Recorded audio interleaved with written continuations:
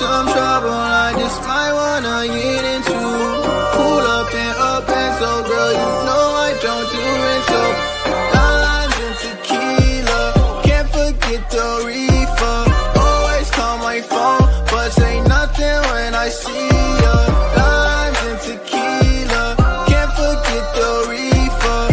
Always call my phone, but say nothing when I see ya.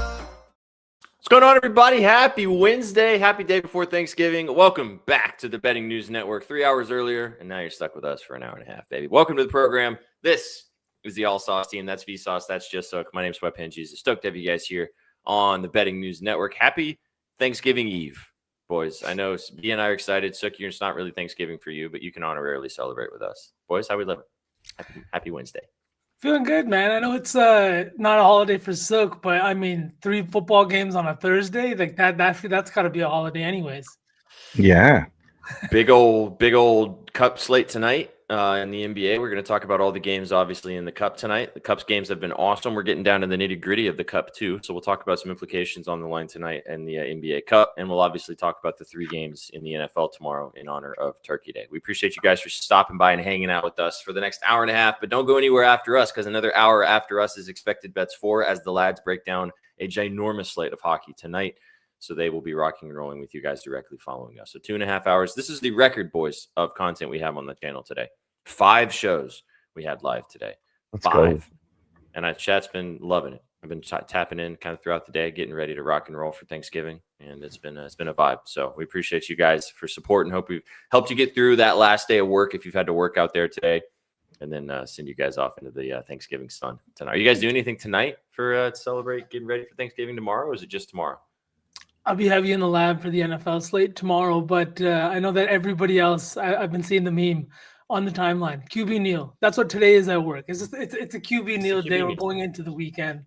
No one's really. We had a lot of people tapping in. Shout out Alex for their fantasy show. They did a great job talking about the football tomorrow. We've done a lot of graphics on this over the last couple of years. It's kind of gotten a little tired, I think, because a lot of people do it now. So we didn't even do it this year because we've done it the last couple of years. So I'll let you go first as a non-American. What's your favorite Thanksgiving food? I mean, we still have Thanksgiving as Canadians, so let's not forget that. You guys always want to. We just have it a little earlier. So yeah, we do have you guys are premature in your celebrations. It's fine. We have a whole spread. I got to go with mashed potatoes and gravy. Oh, that's so bland. No. I don't know how you guys are making your mashed potatoes. No, they're delicious, but there's so many better things. But okay. On Thanksgiving though. Hey, as long as you don't say fucking green beans like Adam, then we're chilling. No. Adam's a Green liar. beans was an insane answer. I will say that. And not even the green bean casserole, because I love green bean casserole, but not just green beans. Ooh. I mean, I like green beans, but in comparison, holy, what's your whole sauce table? Yeah, I like the mac and cheese. It's a nice mac and cheese. This, Yeah, it's pretty chalky, but I honestly a big mac and cheese guy. I like all the sides. I'm obviously not a turkey guy for obvious reasons, but my wife does make these really good like veggie meatballs. They're like that's something we have every Thanksgiving. I get very excited about. That sounds good. Are you cooking anything specifically, or do you just get to rock up and undo the belt and get after it? That's it. I just show up. At game time. He's a constant GTD, but then he always shows up. Exactly. He's like Joel Embiid. You know what I mean? Just here we are. Belt nice and loose. You know? Yeah, baby. Big chunky sweater on to cover up my gut after I finish. Belt optional, gut covered. Man, I love all of it. I love the entire plate. There's not it all. I'm the type of person that like I take a bite of this, mix it with that, flip it into this, cover it in cranberry sauce in the gullet, and just rinse and repeat. So it all kind of. Yeah, I don't mess with the cranberry sauce. No, you got to get the right cranberry sauce. That's what I've learned. I've learned the right cranberry sauce. I was very hesitant on the what is the sweet potato one with the marshmallows? Sweet potato casserole. Sweet potato casserole with marshmallows. I was like, what the fuck is this? I remember when we blew your mind last year with the sweet potato casserole with the marshmallows on top. That was some elite content to watch you have that be a light bulb moment for you. Dude. I'll go with this. I'll have a little bit of not a hot take, but I will say that the leftovers the next day and the sandwiches with the cranberry sauce is the move. That might be my favorite part of Thanksgiving.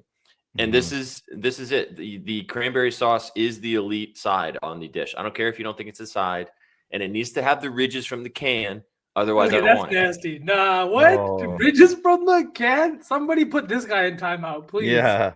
Chad knows what I'm talking about. Ridges from the can. He put himself in timeout. He did. That was so funny. He's like, Chad, and then he cuts himself off. You told me to go in timeout, so I put myself. I love you, man. Ridges from the can. See, Alex knows. I feel like that's like me and V are triggered because it's like Americans. Then I'm not saying this any type of way. You guys are just a little used to the processed food.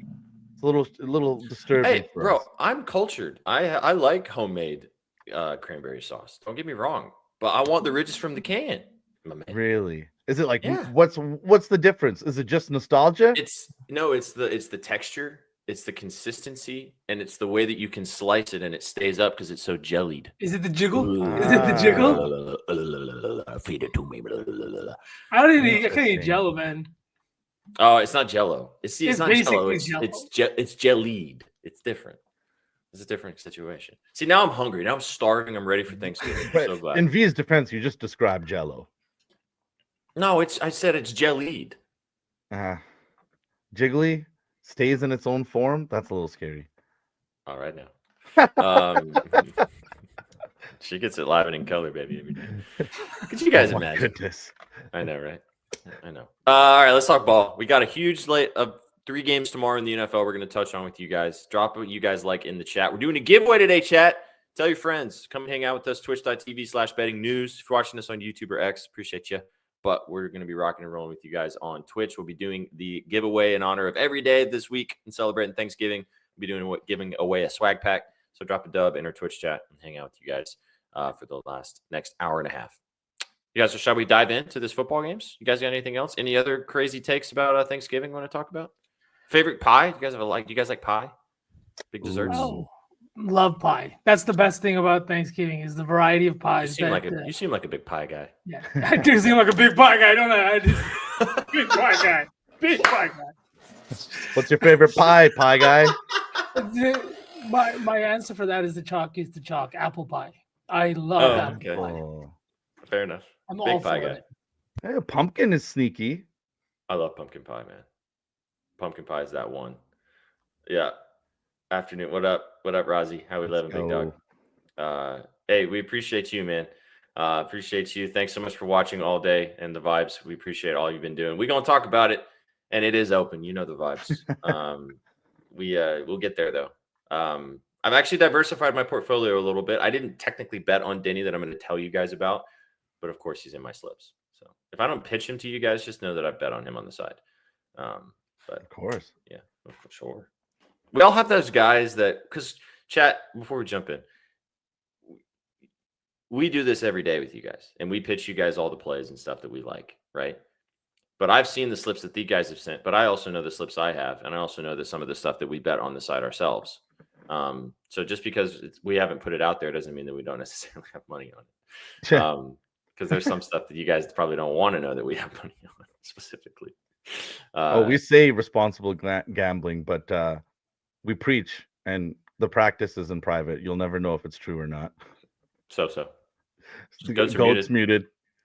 Let's go. Happy Thanksgiving. Happy Thanksgiving. But yeah, I agree completely. I put out one Packers prop a week in my piece because I try to tame myself. But do you really think I'm making one Packers bet per week? Speaking of, Yeah. Yeah. Speaking of, shall we? Let's dive. We shall. Great little segue. Getting good at this moment. Let's jump in. Let's talk about your boys. First game on the docket tomorrow. Whether or not you've already eaten, you'll be maybe looking at the plate. The belt will be getting undone, but maybe the belt won't get used in this game, though. 2.5-point spread. Lions hosting the Packers, 49-point total. We're obviously not going to get a chance to talk about any of these games on Sunday when we'll do every game in Gridiron Game. But V kicks off 2.5 points, higher total in the dome. Jared Goff back in his comfort. What are we thinking? Man, there's a lot. This is a divisional matchup in the NFC North. It's going to come down to them, the Bears and the Lions, coming down here at the home stretch. And the Packers still got to see the Bears twice. I think the Lions have one more game against them. But this is, once again, a very, very fun division. This is going to be another fun game in a dome. That's another reason that I'm super intrigued by this. Weather and everything like that is not going to be a factor this week. And we know that Jared Goff has been much better when not only in a dome, but home at Ford Field. He loves that home environment, whether it's the lead up to the game, whether it's the home fans. He's been just so much better at home.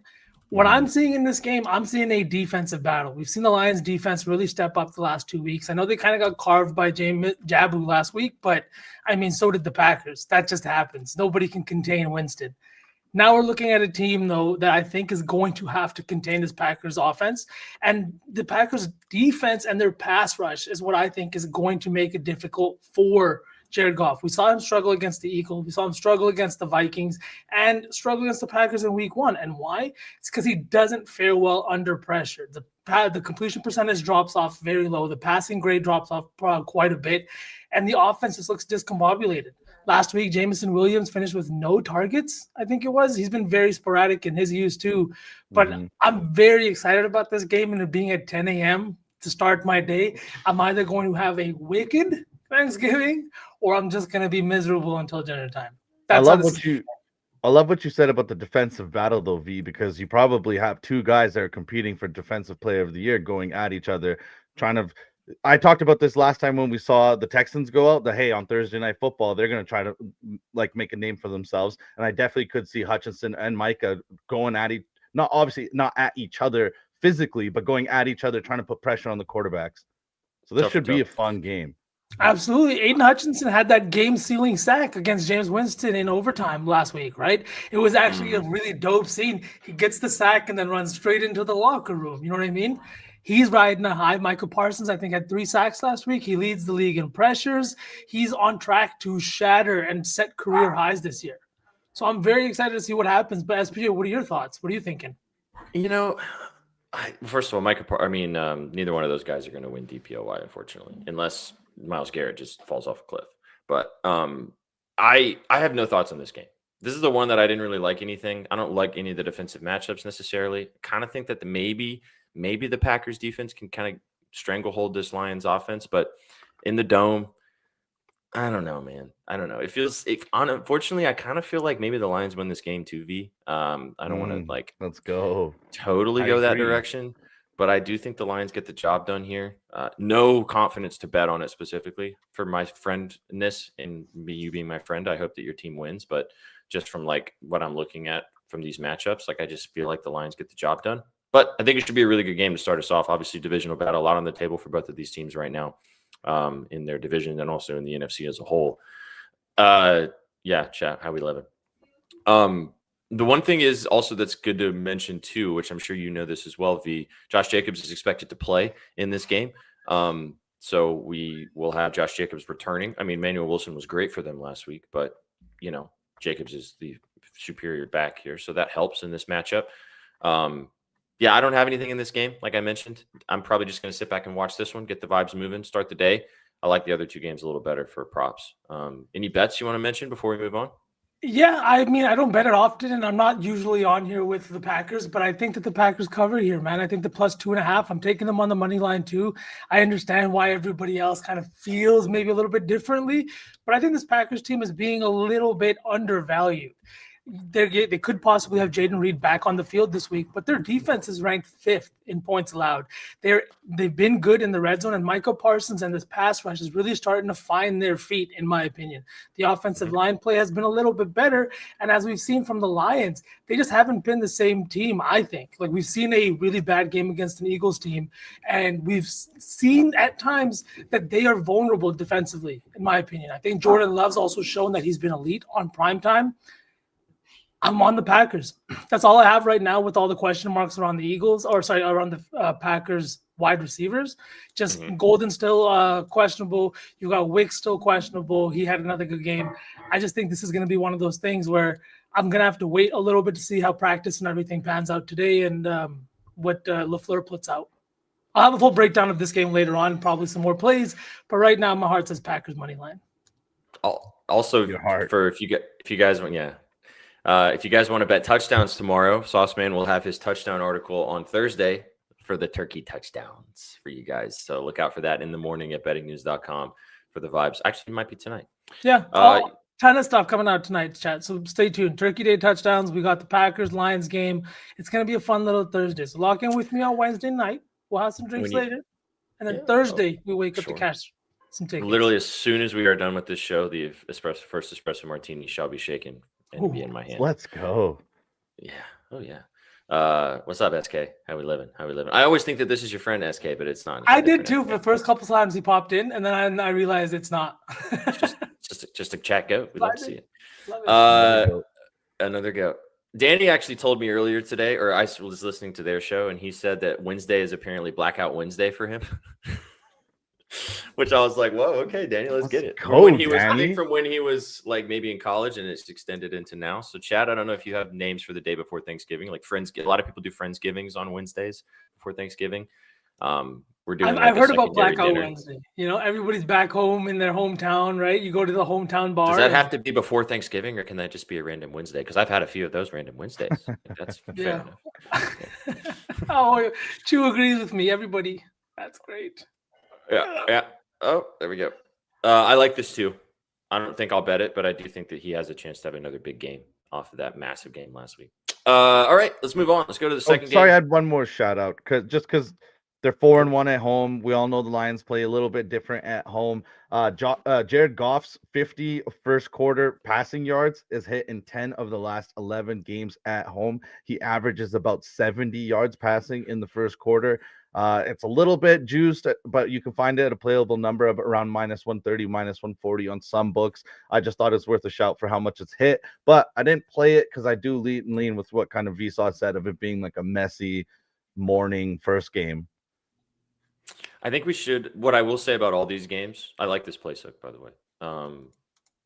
We might have 3 bangers on Thanksgiving, which maybe has never happened in my lifetime. There's always been a stinker somewhere in there because the Lions are always featured and they've not been good since, but they've only been good the last 3 or 4 years. So, okay, Chewy in the lab.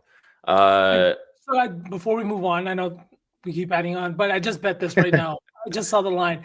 Emmanuel Wilson plus 340 to get in the end zone. I know that Josh Jacobs is back this week, but he's had 3 touchdowns over the last 2 weeks. He's been great on the goal line in terms of picking up yards and not getting brought down in the backfield. He also had a great game last week. I don't think that you take somebody and just remove him from the offense completely, especially when Jacobs is coming back from a knee issue. And it's not like he had a full 2 weeks off either. I know he didn't play last week, but it's still technically a short week, less time to get back. And I know he wants to be back for the Turkey Day game. And, you know, there's a lot of narrative around this game. Divisional game, it's going to mean a lot. But I think Wilson could get in the end zone at plus 340. No, I like that because that also feeds into the idea that especially in Detroit, I doubt that LaFleur wants to get into a toe-to-toe, a shootout with, this Detroit offense. Like he would rather control the tempo, control the pace on the road, and that means you got to run the football. And LaFleur likes to run the football anyway. I mean, you've bitched about it for a long time with his play calling, but at the core of how he calls the offense, he wants to run to set up the pass in comparison. And if you have a guy like Jacobs who is a little dinged up, even if he is coming back, and as you mentioned, a guy who's been running the football well the last couple of weeks, feature him. Why not? All right. Good stuff, boys. All right. Chewy's got the touchdown parlays all ready to roll. Let us know what you guys like in these games tomorrow. It's going to be a fun one. 3 games in the NFL, and then we'll jump into the NBA. Let's go to the next game on the docket, boys.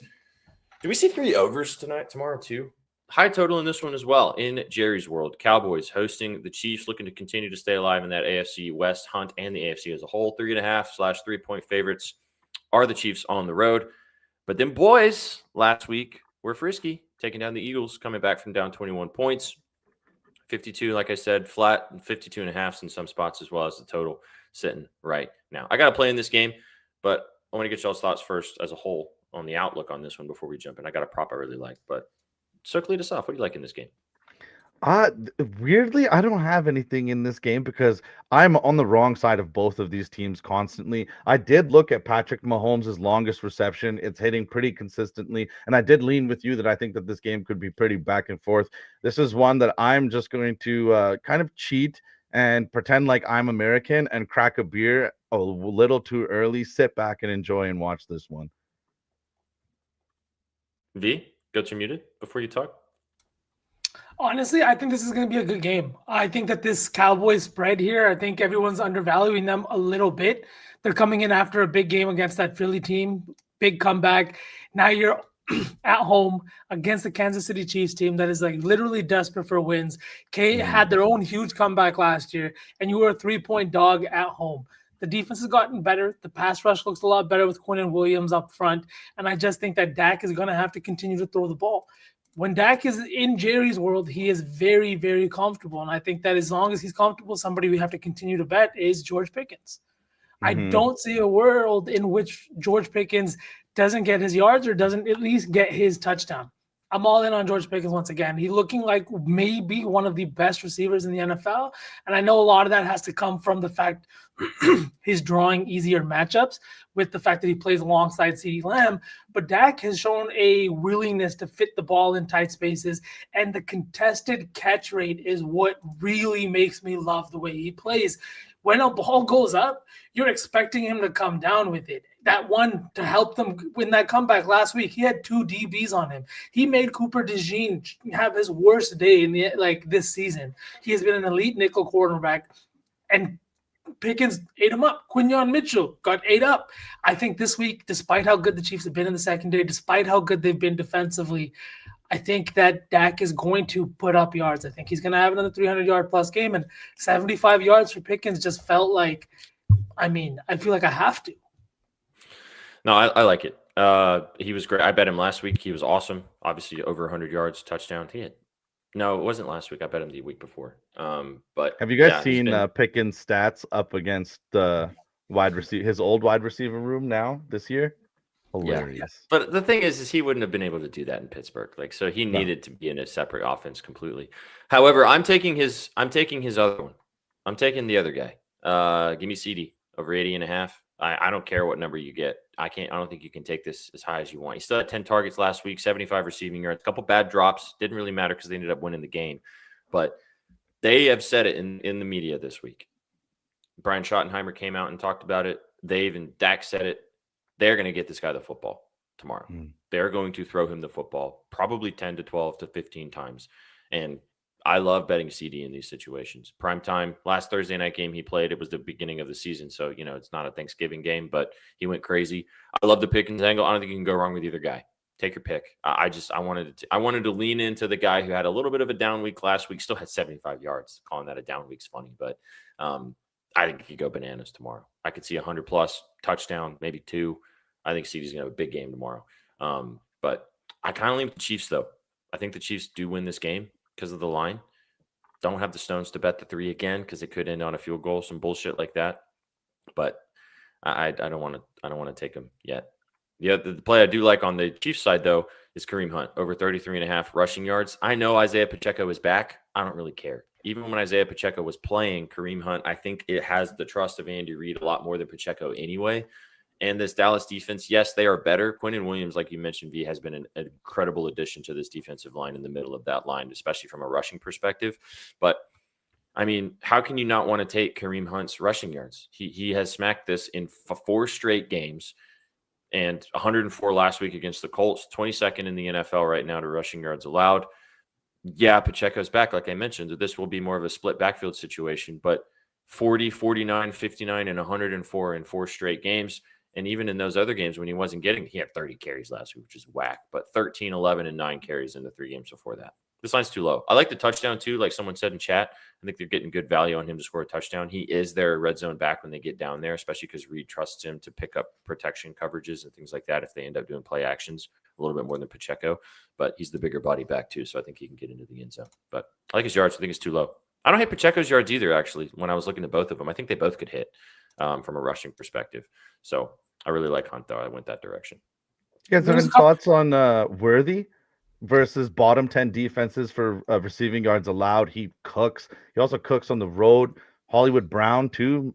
If we think that this is a high-scoring game, a little bit back and forth, and those guys have some low lines as well. Thoughts?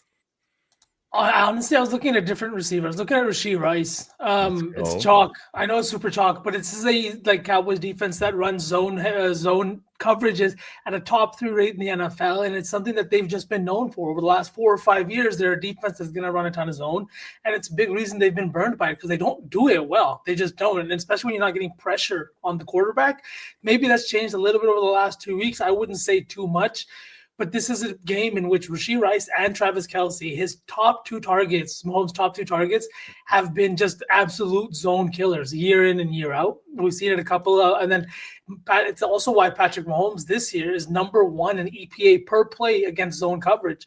I think he's going to be able to feed a lot of his different receivers, but Kelce and Rice have been very good at finding the soft spots in zones. And that's something I've talked about all year. I also think that's something that's helped me bet this year is finding out which players kind of thrive against which schemes, because that's what is being schemed that week at practice. You're not wasting time on Xavier Worthy plays because he is kind of better against man-heavy defenses where he can beat somebody one-on-one. But if there's always going to be a ton of over-the-top coverage, he's not really going to get those opportunities. Whereas Rashee Rice, short yardage, yards after the catch, guys like that are guys I want to target against the Dallas defense. I think he can get in the end zone too. His target share has been insane too. 12, 9, 7, 9, and 10 targets in his last 5 games, as in Rashee Rice. So he is Kelsey's always the number 1 in Mahomes' eyes just because of how often and the rapport that they have. But in this offense, like you mentioned, V, when you watch this team, he is the number 1 guy for Mahomes. 8 catches last week, too, and he went crazy against that Colts defense. So we could see something similar against, like you mentioned, a very bad Dallas secondary. They've looked better over the last few weeks. Bland's starting to look a little bit more like his return to form is existing, but I still don't think this defense is awesome. So, Sook, to answer your question, I think you can pick your poison on one of these pass catchers is going to do some shit. I don't hate Kelce either. Maybe the reception's a little more than the yards for Kelce, but I think they can definitely take advantage of this defense. I like the over as well. I know chat's talking about the total. Both of these defenses coming off a short week, both of them allowed a lot of points in the following matchups as well. I think that we could see just a track meet. You think CD and Pickens are arrested? You think they got their arrested? Holy, whoa. That sounded like CD Pickens arrested? I was like, what? Oh, rest in. Got the rest in. Holy, bad time for myself to lag. But I was just going to say some quick numbers in regards to their zone versus man. Marquise Brown, Xavier Worthy are both leading in target rate over the last 5 games against man, 26 and 25% target rate. And Rashee Rice has seen a 21% target rate against man, but when you go up against zone defenses, that target rate jumps to 33%, boys. Meaning when he's on the field against zone coverage, he's being targeted 33% of the time over the last 5 games. I just think I don't see why it would stop this week against probably the best matchup he's seen in a dome. Interesting. Right? I dig it. I liked Mahomes' passing yards too. I think that's a prop worth looking into as well. I think he's going to have to sling it all over the place. That might be a way to just take it and not worry about it. Maybe his passing and plus rushing, because he will probably scramble some tomorrow too, I would imagine. All right, let's swing. Let's talk about the last game, and then we got to move on, boys, because we got a lot of basketball to talk about too. We're going to run out of time, as per usual. Let's go to the last game on the night. Joey Burr is back. The Bengals traveling to Baltimore. Joe Burrow and company coming to town. Last stabs of staying alive in this division as they sit in 3-8. Lamar Jackson and company have been better, but they looked bad last week, even though they ended up winning against the Jets. Over under 51.5. 2 teams that know each other very well. Obviously, there's all the eyeballs on Joey B being back. I'll go ahead and lead us off, boys. I'm taking the chalk. I don't care it's chalky. I don't care that there might be a lot of people on it tomorrow. I don't care that it makes too much sense. Give me Jamar Chase over 94.5 receiving yards. His buddy's back. He actually did fine with Flacco. He's also coming off the Spitgate thing. He didn't play a game. You know he's going to come out pissed off. And he just eats this team alive, man. Like he loves seeing I don't know if he just is he likes Raven in his diet, but he just is a Raven destroyer. Earlier this season against this team, he had 264 receiving yards in that game. Now, do I think he's going to have 264 receiving yards? No, probably not. But in his game prior against this team, He had 193 receiving yards against this team. Torched them. Breakfast, lunch, and dinner. Also, this team just played defense against the Jets, and the Jets have maybe the worst passing offense in the NFL. Now comes in Joey B, probably wanting to get his lick back, Joey B, who's been watching football for 2 months instead of playing, and Jamar Chase coming off a suspension. This could be fun. This is I don't really care if this misses either. Like, I just want to be involved if he comes out and just cooks to start off with Joe Burrow being back. I don't even care laddering this up to 150. Hell, I might take to 200. I'm all in on Jamar Chase tomorrow. No idea what's going to happen in this game. The Ravens probably win, but I just want to have some stock in the guy who just eats the Ravens for lunch. I completely agree. I think that this game has a lot of meaning to it. Joe Burrow's coming back for this game too. He was even the one talking about it, right? How much these Thanksgiving games mean. You grew up watching it and grew up Matt Stafford throwing for 400 yards with Megatron, right?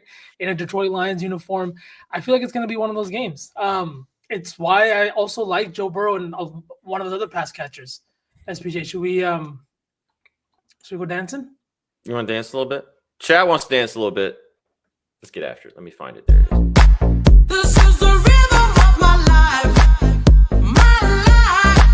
Oh, yeah. I know you want to say it. This is the rhythm of my life.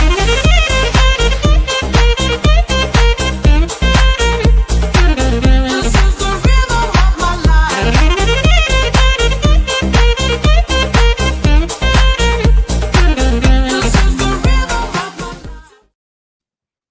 All right, chat, for tomorrow on primetime, last game of the night, Noah Fant, 2+ receptions. You can get this line at -130. Our friends over at Rhythm have this as a smart signal, and honestly, this wouldn't have come across my radar if not. I know Mike Gesicki is back for the Bengals. I know Noah Fant had just 1 target last week, but that doesn't matter. In 2 games with Burrow this year, he had 5 and 4 targets, cleared this line in both, and going up against a Ravens defense that ranks 24th in pass yards per game allowed. And even that number, I think, is a little bit inflated towards the Ravens side just because of the lack of passing offenses that they've faced over the last 3 or 4 weeks, having faced the Browns and the Jets in that span. This is a team that has been horrendous in their secondary. They have been injured. They have not been good. And you are going to need all your guys with T. Higgins out with a concussion this week. You're on a short week. Your QB's making his return. And Mike Gesicki, unfortunately, is almost 40 years old. Noah Fant was brought here to Cincinnati to have a real role in this offense, as he did in the last 2 weeks. And again, our friends over at Rhythm have this as one of their favorite plays going into these Thanksgiving games. So shout out to Rhythm, 25% off all packages. Go over there, build your models, check out what they have. It's been a fantastic tool that we've all added to our tool belt over here. And let's go Noah Fant, 2+ receptions. Just need 2, baby. No, I like this. I bet it 5 or 6 weeks ago. And it smacked. He had 3 catches that game. And as you mentioned, no T. Higgins. So, and this Ravens defense, pretty bunsy. So there you go. Shout out our friends at Rhythm, Vibes25. Get the promo code. Go check out. Go make your own models. You know what? These models won't judge you for having to wear a sweater because you got a pooch after eating tomorrow. That'll help you out, actually. It'll be good. You know? Sucked in like that shit. All right. Good ad read. Yeah, get after it. I'm watching SPJ versus TikTok right now. Leave a message. Chew. Oh, also. That's awesome. Alex talked about this Jamar Chase earlier, and also he was busting a move. But do you guys have do you have any bets in this game? Any side in this one specifically? Okay. I just took Lamar Jackson, 5+ rushing yards. Look around, it's 5.5 on some books. I found 5. I liked it. It's only missed 2 times this season. Like SPJ said, these 2 teams are very familiar with one another. So I do think that this will be a banger of a game. And that Bengals defense is not good. I could see Lamar finding his way to a few rushing attempts, maybe a big pop too. I almost played the longest rushing attempt, but I just went with the overall attempts. I like this. He hasn't been running because I don't know if he's like still banged up or something, but he just hasn't been running as much as he did previously. It's going to be a sweat. This feels like no, but it feels like the type of game where he has to. I don't hate the King either. You guys know I have no problem betting Derrick Henry, but yeah, I can see the King getting loose against. I kind of like all the dogs on Thursday, man. Not gonna lie, even the Bengals. Even the Bengals. Yeah. I think of all the lines, I think it's because it's a touchdown. I like this one the most. I feel pretty confident. I might actually end up betting the Bengals plus the points. The Bengals are bottom 10 in rushing attempts allowed, and they have been for more than a few years. I'm betting Derrick Henry, boys. I'm doing it. Derrick Henry over. Let's do the best line here. Do this with you guys live, and then we'll talk basketball. 91.5. I might take the 90 plus for some juice. 32nd in the NFL to running back to rushing yards allowed. And I mean, on a Thanksgiving night, I've been very thankful for Derrick Henry in my life. I might as well be thankful for him on the day of thankfulness as he puts money in my pocket. Why not? Yeah. It's going to be fun games, though, boys. Hopefully, we get a good slate of games. We also have the Black Friday game. We'll talk about that on Friday because we'll be back live with you guys tomorrow. Get sad, chat, though, because no programming tomorrow. But it's okay because you guys will be spending time with your families. But don't miss us too much. Is anybody sad? Chad, are you guys going to be sad that you're not going to see us for 24 hours? Just lie to us and say yes, please, chat. Just he needs the validation. I need it desperately. Desperately. There you go. Your bestie will be sad. Thanks, Chewy. Okay, that's the basketball. That's the football chatter. Let's jump into the basketball. Huge slate of games tonight, boys. As the NBA Cup continues, getting into the point where the group stages are almost finalized. The Lakers locked in their division last night with their win. The Raptors have also won. I'll bring up these standings as we sit right now before we jump into these games tonight. Raptors top of the division. Fair enough, Jay Dizzle. That's a good way to say it. Yeah, that's fine. The Lakers also won their division as well. But as you can see, there's a lot on the line tonight. We'll be referencing this graphic quite a few times because there's a lot of implications that will be played out tonight in the games that we do have. Anything you guys want to mention before we jump into these games on the standing side of things? I want to mention that chat's the best, and I love every one of them. Just want to say that. But standings wise, I don't know. The Bucks are in a good position, but they've got a tougher matchup tonight with Miami. Tyler Hero's back in that one. Giannis could also be back. They're saying he's a true game time decision. Maybe he's coming back for this specific reason. What about you, Suk? What are you thinking?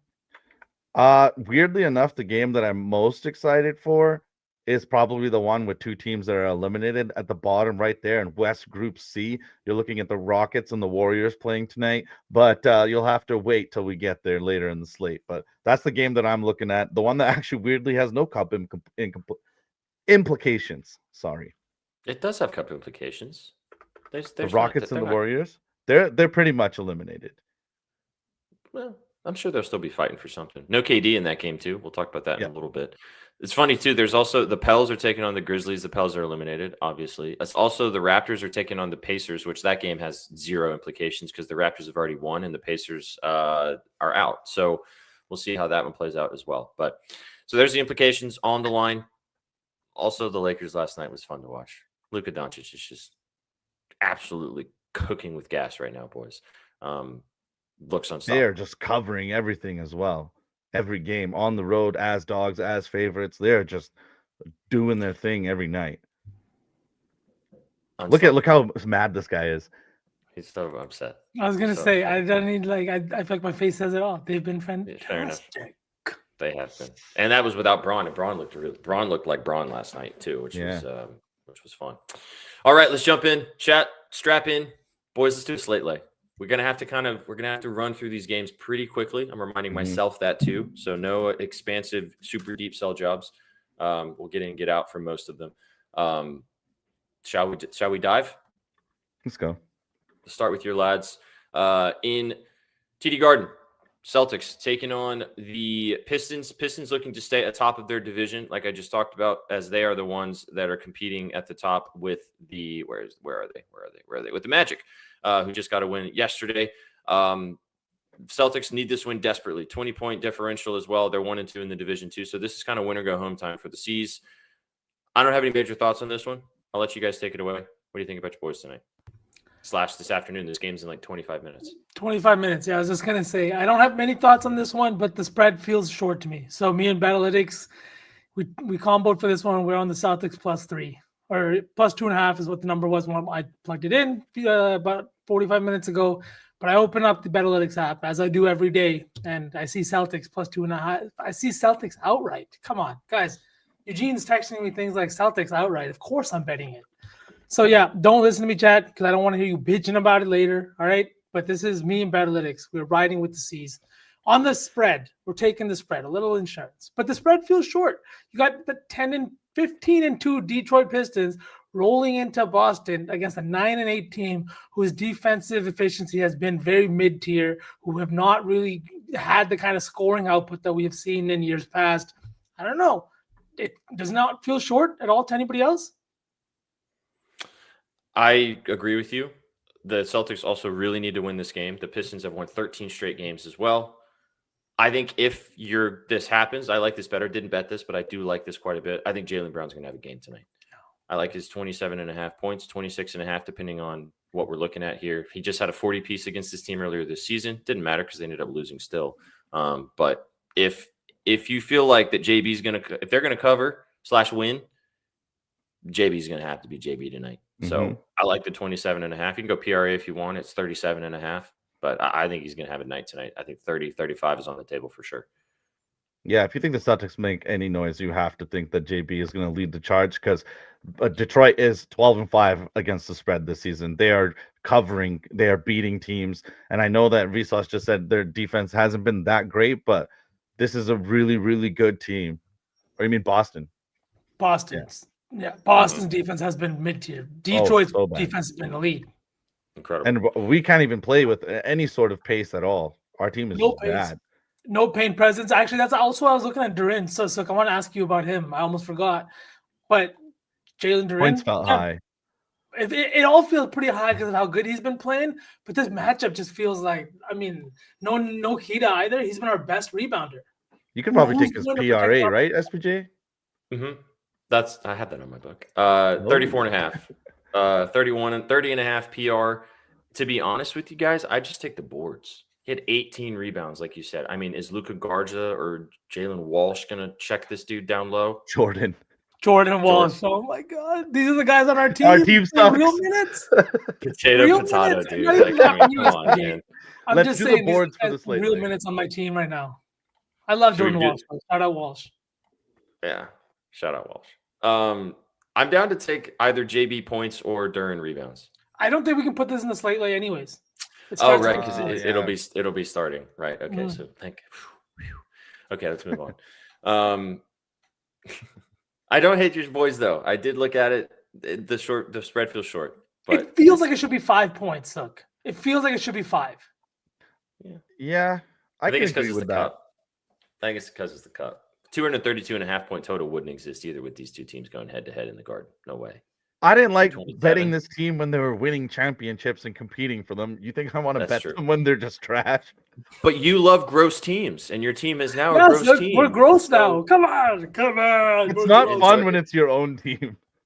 Yeah, tell me about it. I've been hate watching the Titans for 2 months. So it's look like gross 2 teams months when or they're 2 on the up decades? and up, not on the decline. You know what I mean? Like look at the Pelicans. He hates the Pelicans. Oh yeah, and I still The bet Titans- Spears all the time while putting the Pelicans to not cover the spread in the same play. You said 2 decades. The Titans went to the AFC Championship game in 2019. Check yourself before you wreck yourself. All right, now What'd they do with that coach? let's move on. Knicks taking on the Hornets. God damn it! What are we At least doing? Cam- Sorry. At least Cam Ward's good at football. That's fine. Yeah, it was Uh, silky with it. Yeah. Hornets taking on the Knicks. Where's the graphic for this one? Am I just not seeing it? Oh, there it is. 6.5 point dogs are the Hornets. Knicks 6.5 point faves in Charlotte. Another ginormous total, 240.5. Hornets got to have this one, otherwise they're eliminated from contention. Knicks also need to get this dub too if they want to stick around in that East Division with the Heat and the Bucks going head to head tonight as well. But this is pretty much curtains time for the Hornets. I don't think they're going to make any noise in this division anyway, but they need to do something tonight. I ain't got nothing in this game, boys. The only thing that I was going to talk about maybe is how good Con Knipple's been. I mean, this guy has been absolutely – we've been talking about him since the start of the season, but, I mean, he's doing historic stuff as a rookie so far. He is leapfrog Cooper Flagg as the leading betting favorite right now to be the rookie of the year, and I think for a very good reason. Miles Bridges said he's been the best player on the team, and if you watch these games, which a lot of us have been watching Hornets games, he ain't lying. He's been awesome. Anybody got any thoughts on this one / bets in this game? Shout Yeah. out Shaggy, who before the season started said that he doesn't think the gap between Cooper and Khan is that big. And I was floored at that take, but Shaggy is a sharp. Yeah. Honestly, I'm looking. I bet Con at 17.5 points. I think that's a great line. He's go. been doing nothing but shoot the ball.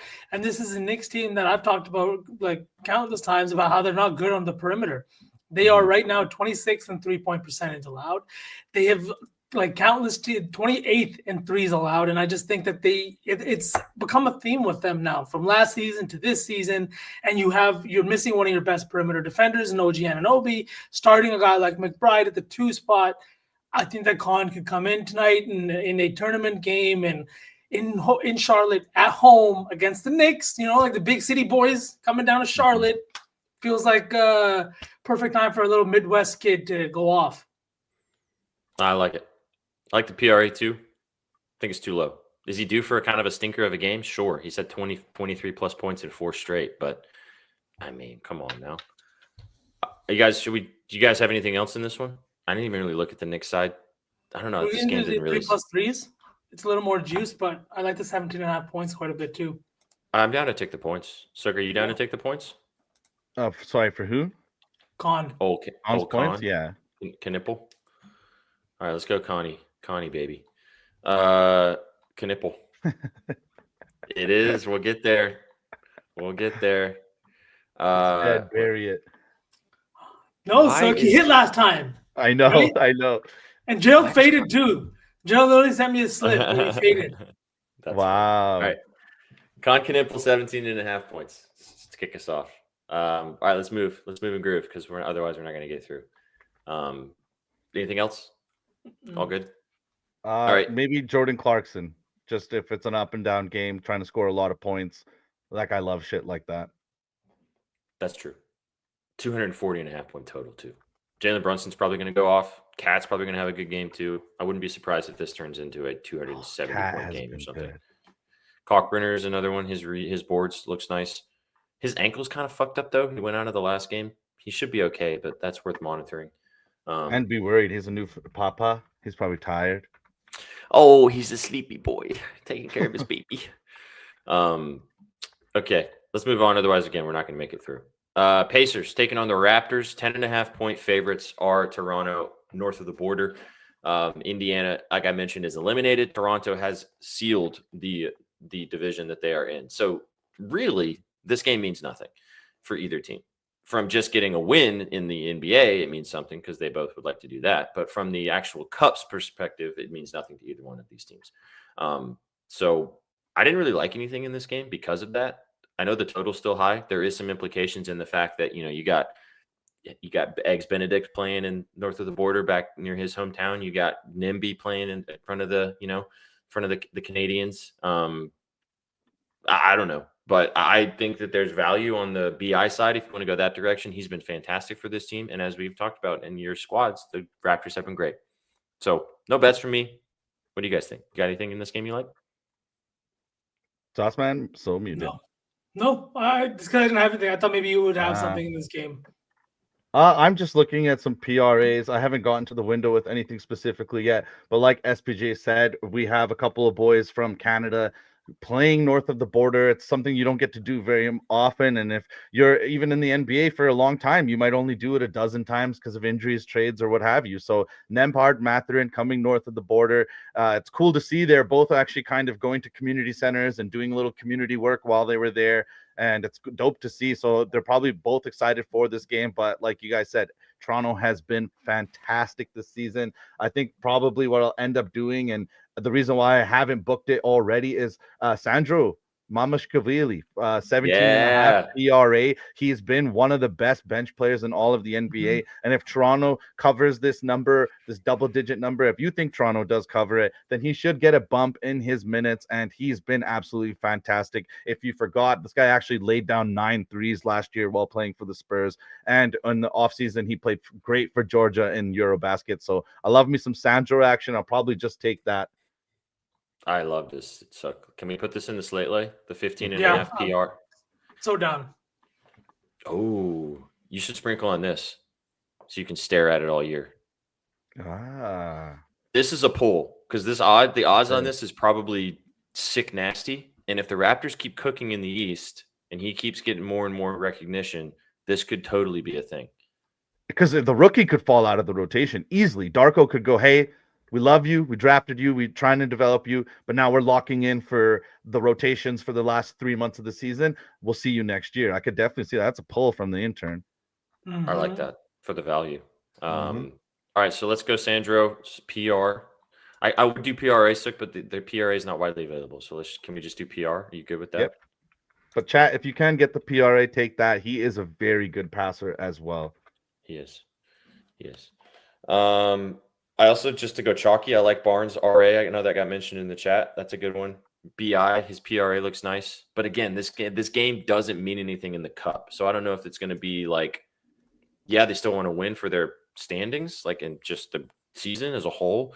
But the total usually in implications of like point plus minus and all that shit for all the other cup games doesn't matter in this game. So if they're winning by 25 or something, they're going to get pulled a lot earlier than they would if it was a cup game. If you haven't tapped into this Raptors team, they actually play similar to Miami. Everyone's copying the Pacers from last year, and this Raptors team vibes are incredibly high. So I know nothing really matters in the cup, but like I could totally see the Raptors like maybe trying to come out and go BTA just for a home game before Thanksgiving. Hell yeah. It's not Thanksgiving in Toronto, but sure. Why not? No, just like they're all Americans. No, I know. You guys know how much I love Brandon Ingram, and I've been a huge BI fan his entire career since you guys have known me. I'm so happy to see him flourishing and playing legitimate, awesome basketball, and I hope that he stays healthy all season long. Because if he does, this Raptors team could be a problem, man. You didn't play that PA? Not today. I don't like this game. I think that this game could get weird. I like the Sandro play quite a bit. I think that makes a lot of sense, but this game has no implications, and I don't really want. I tried to diversify my units, man. I was telling you, I was trying to be a good boy. Oh, also Jamal Shed. I did bet this. I will pitch this. Jamal Shed loves to pass, loves to play basketball. 13.5 PA hits pretty consistently in a game against Indiana, who will play a similar style to the Raptors. It's going to be up and down. If the Raptors do blow them out, Shed is barely playing over 20 minutes a game. And when he does, he hits this line with ease. I think that's another opportunity for him. I'm going to do something weird in this game for sure.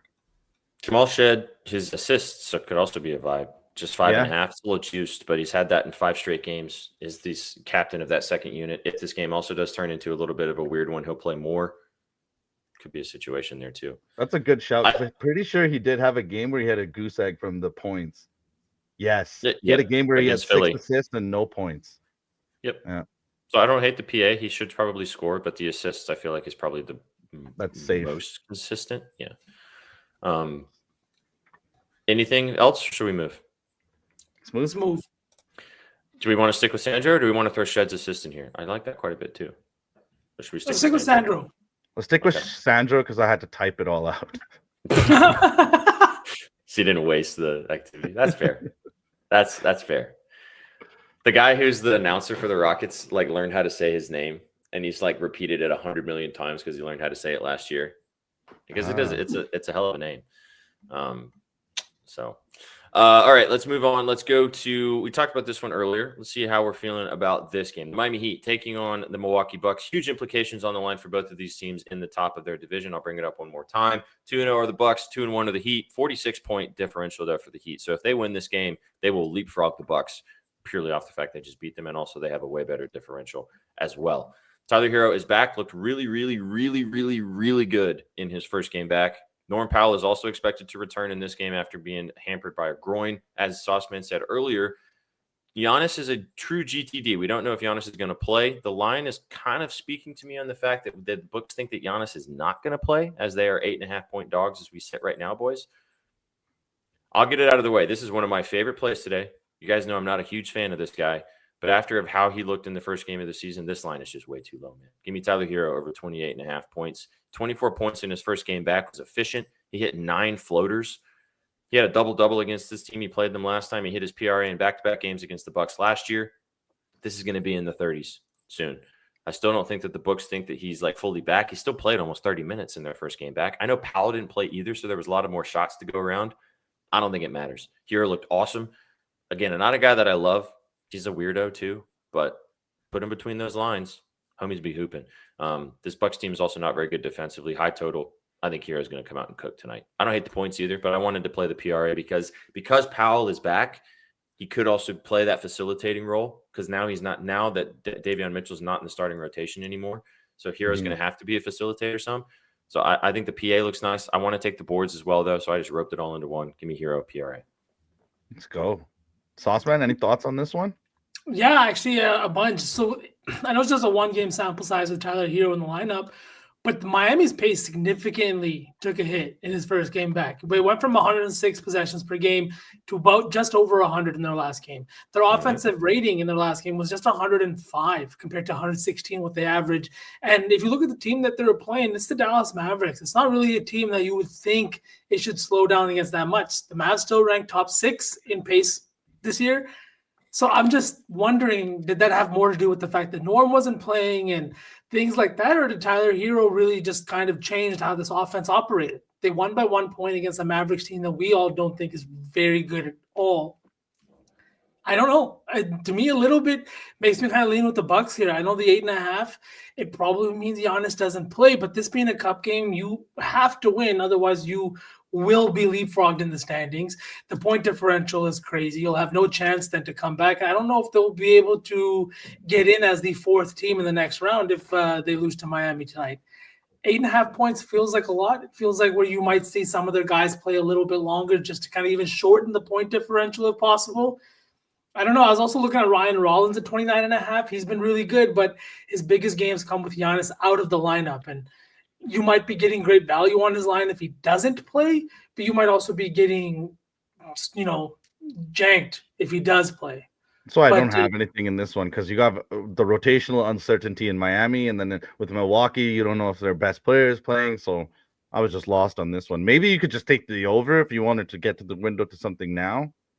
What do you think about their offense look? Like, I know it's just a 1-game sample size, but do you think that, like, in my opinion, I think Tyler Hero could work great in this fast-paced offense if they commit to playing that way. Do you think that changed with him back in the lineup, or do you think it's 1 game? Relax. I think it changes a little bit just because of his play style. He's a bucket like hunter. So I feel like he kind of maybe looks off the offense. But again, it's the first game in a new system. It's hard to emulate real NBA minutes. So he's stepping into that for the first time, trying to copy what they've been doing, what they've been successful with. So he might have a little bit of nerves as well. So it's trying to fit in, I guess. And it's probably just the first game. They're probably going to try to ramp up those possessions probably, right, SPJ? Because they got to keep doing what's working despite having an all-star in Tyler Hero. He's not a world beater. He's not all NBA. He's just an all-star. Well, we talked about this actually before Hero was going to come back on whether this pace is going to continue. So it's just going to be something we're going to have to monitor. I think also you don't want to have to get Tyler Hero out there running a track meet in his first game back for playing basketball. He hasn't played basketball, so his lungs are probably not, up to snuff, up to basketball shape. So I don't know if they wanted it to be by design for him to not have to run like that consistently. Because he, like I said, I was surprised he played 29. He played 29 minutes. I mean, that's a lot for a guy who hasn't played basketball in 6 months at least. Because I truly think he could not average obviously triple-double, but be a triple-double threat in 100%. This Miami offense. Like the 100%. Boards were there in the last game. If you were going to speed up the other team, he is a guy that's active on the glass, that likes to run the break. If he just runs that break with a little bit more vision than he's probably normally used to, I think this is a team or a guy that could flirt with triple doubles against good matchups. Just to say this because you brought it up, his double double is 25-1, and he did have a double double the last time he played against the Bucks. So he's also from Milwaukee. He plays this team very aggressively every time he plays them. He scored a 40 piece last time he played them.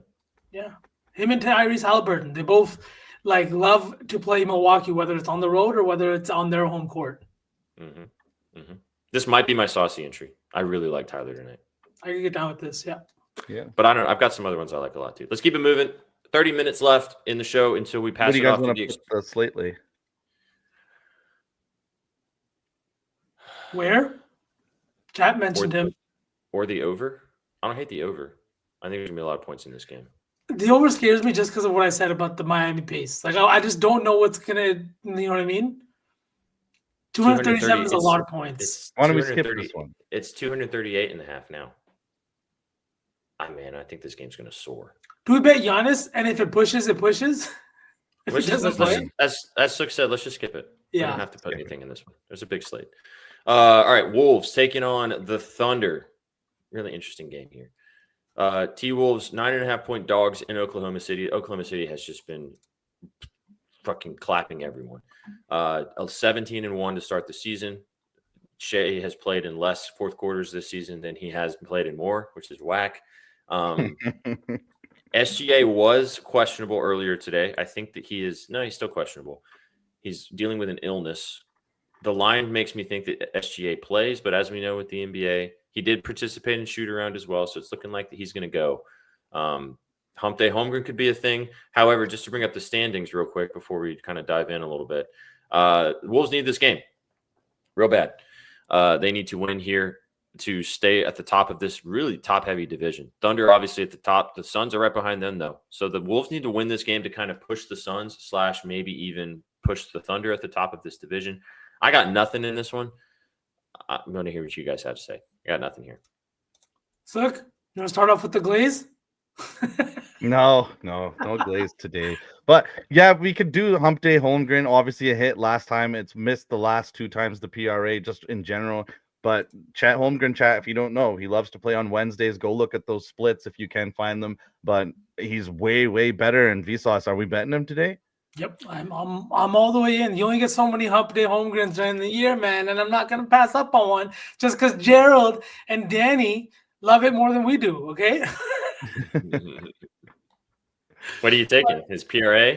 Yeah, the PRA. 28.5. I I will say the 28.5 PRA is high, and it hasn't hit in back-to-back games, but mostly because they were clapping cheeks. It has hit in back-to-back games against the Wolves, though. 22 and 21. I think those were playoff games last year. They were. So Wolves a bigger team too, so the Thunder kind of leave Chet out there. They like playing the double big lineup against them. As long as he doesn't get into foul trouble, because that guy likes to reach.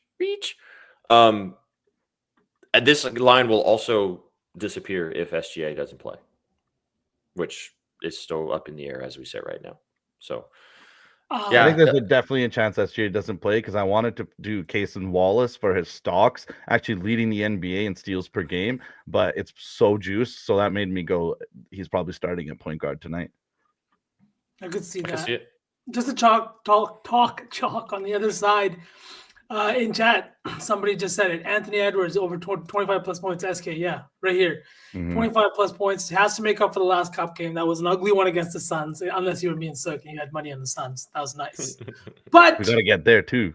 This is a line that has hit 9 of 13 games. He is taking a shit ton of shots this year. His usage is through the roof. And the thing is I know everyone's saying he's taking less threes this year. I think he's just, if his three's not falling, he's doing more to get to the basket. So if you look at the games where he's taken 7 threes or 8 threes, it's 1 of 7, 0 for 8, 1 of 7. As soon as he hits a few, he's taking a ton more. So I think over 24.5. Great defense in OKC, everything you want to say. But in a game, you have to win.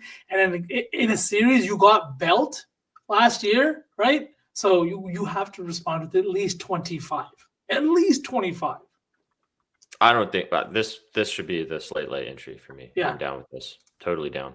He took 11 threes in back-to-back games. He's also scored 40 points. He ain't scoring 40 tonight against the fucking WWE Master Torture Chamber, but I think you can't tell me 25 like, if anybody remembers about the Torture Chamber, he pissed. He yeah. Oh, 30 Alex, and a half PR. Alex likes the PRA. Do you guys just want to take the PRA, rope it all in, 35 and a half? I'm down. I think the 25 points is just valued. That's why I like that line the most. It's like, I do too.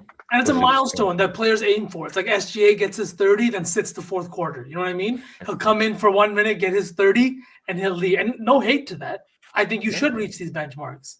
But he's just trying to get there. Yeah. Okay, let's move. How many more games we got? 4 more games to go. Let's get to it. We got 25 minutes. We can do it. Grizzlies taking on the Pelicans. Stinky, but there's some fun. 3.5-point dogs are the Pels in the Smoothie Center tonight against the Grizzlies. 235.5-point total.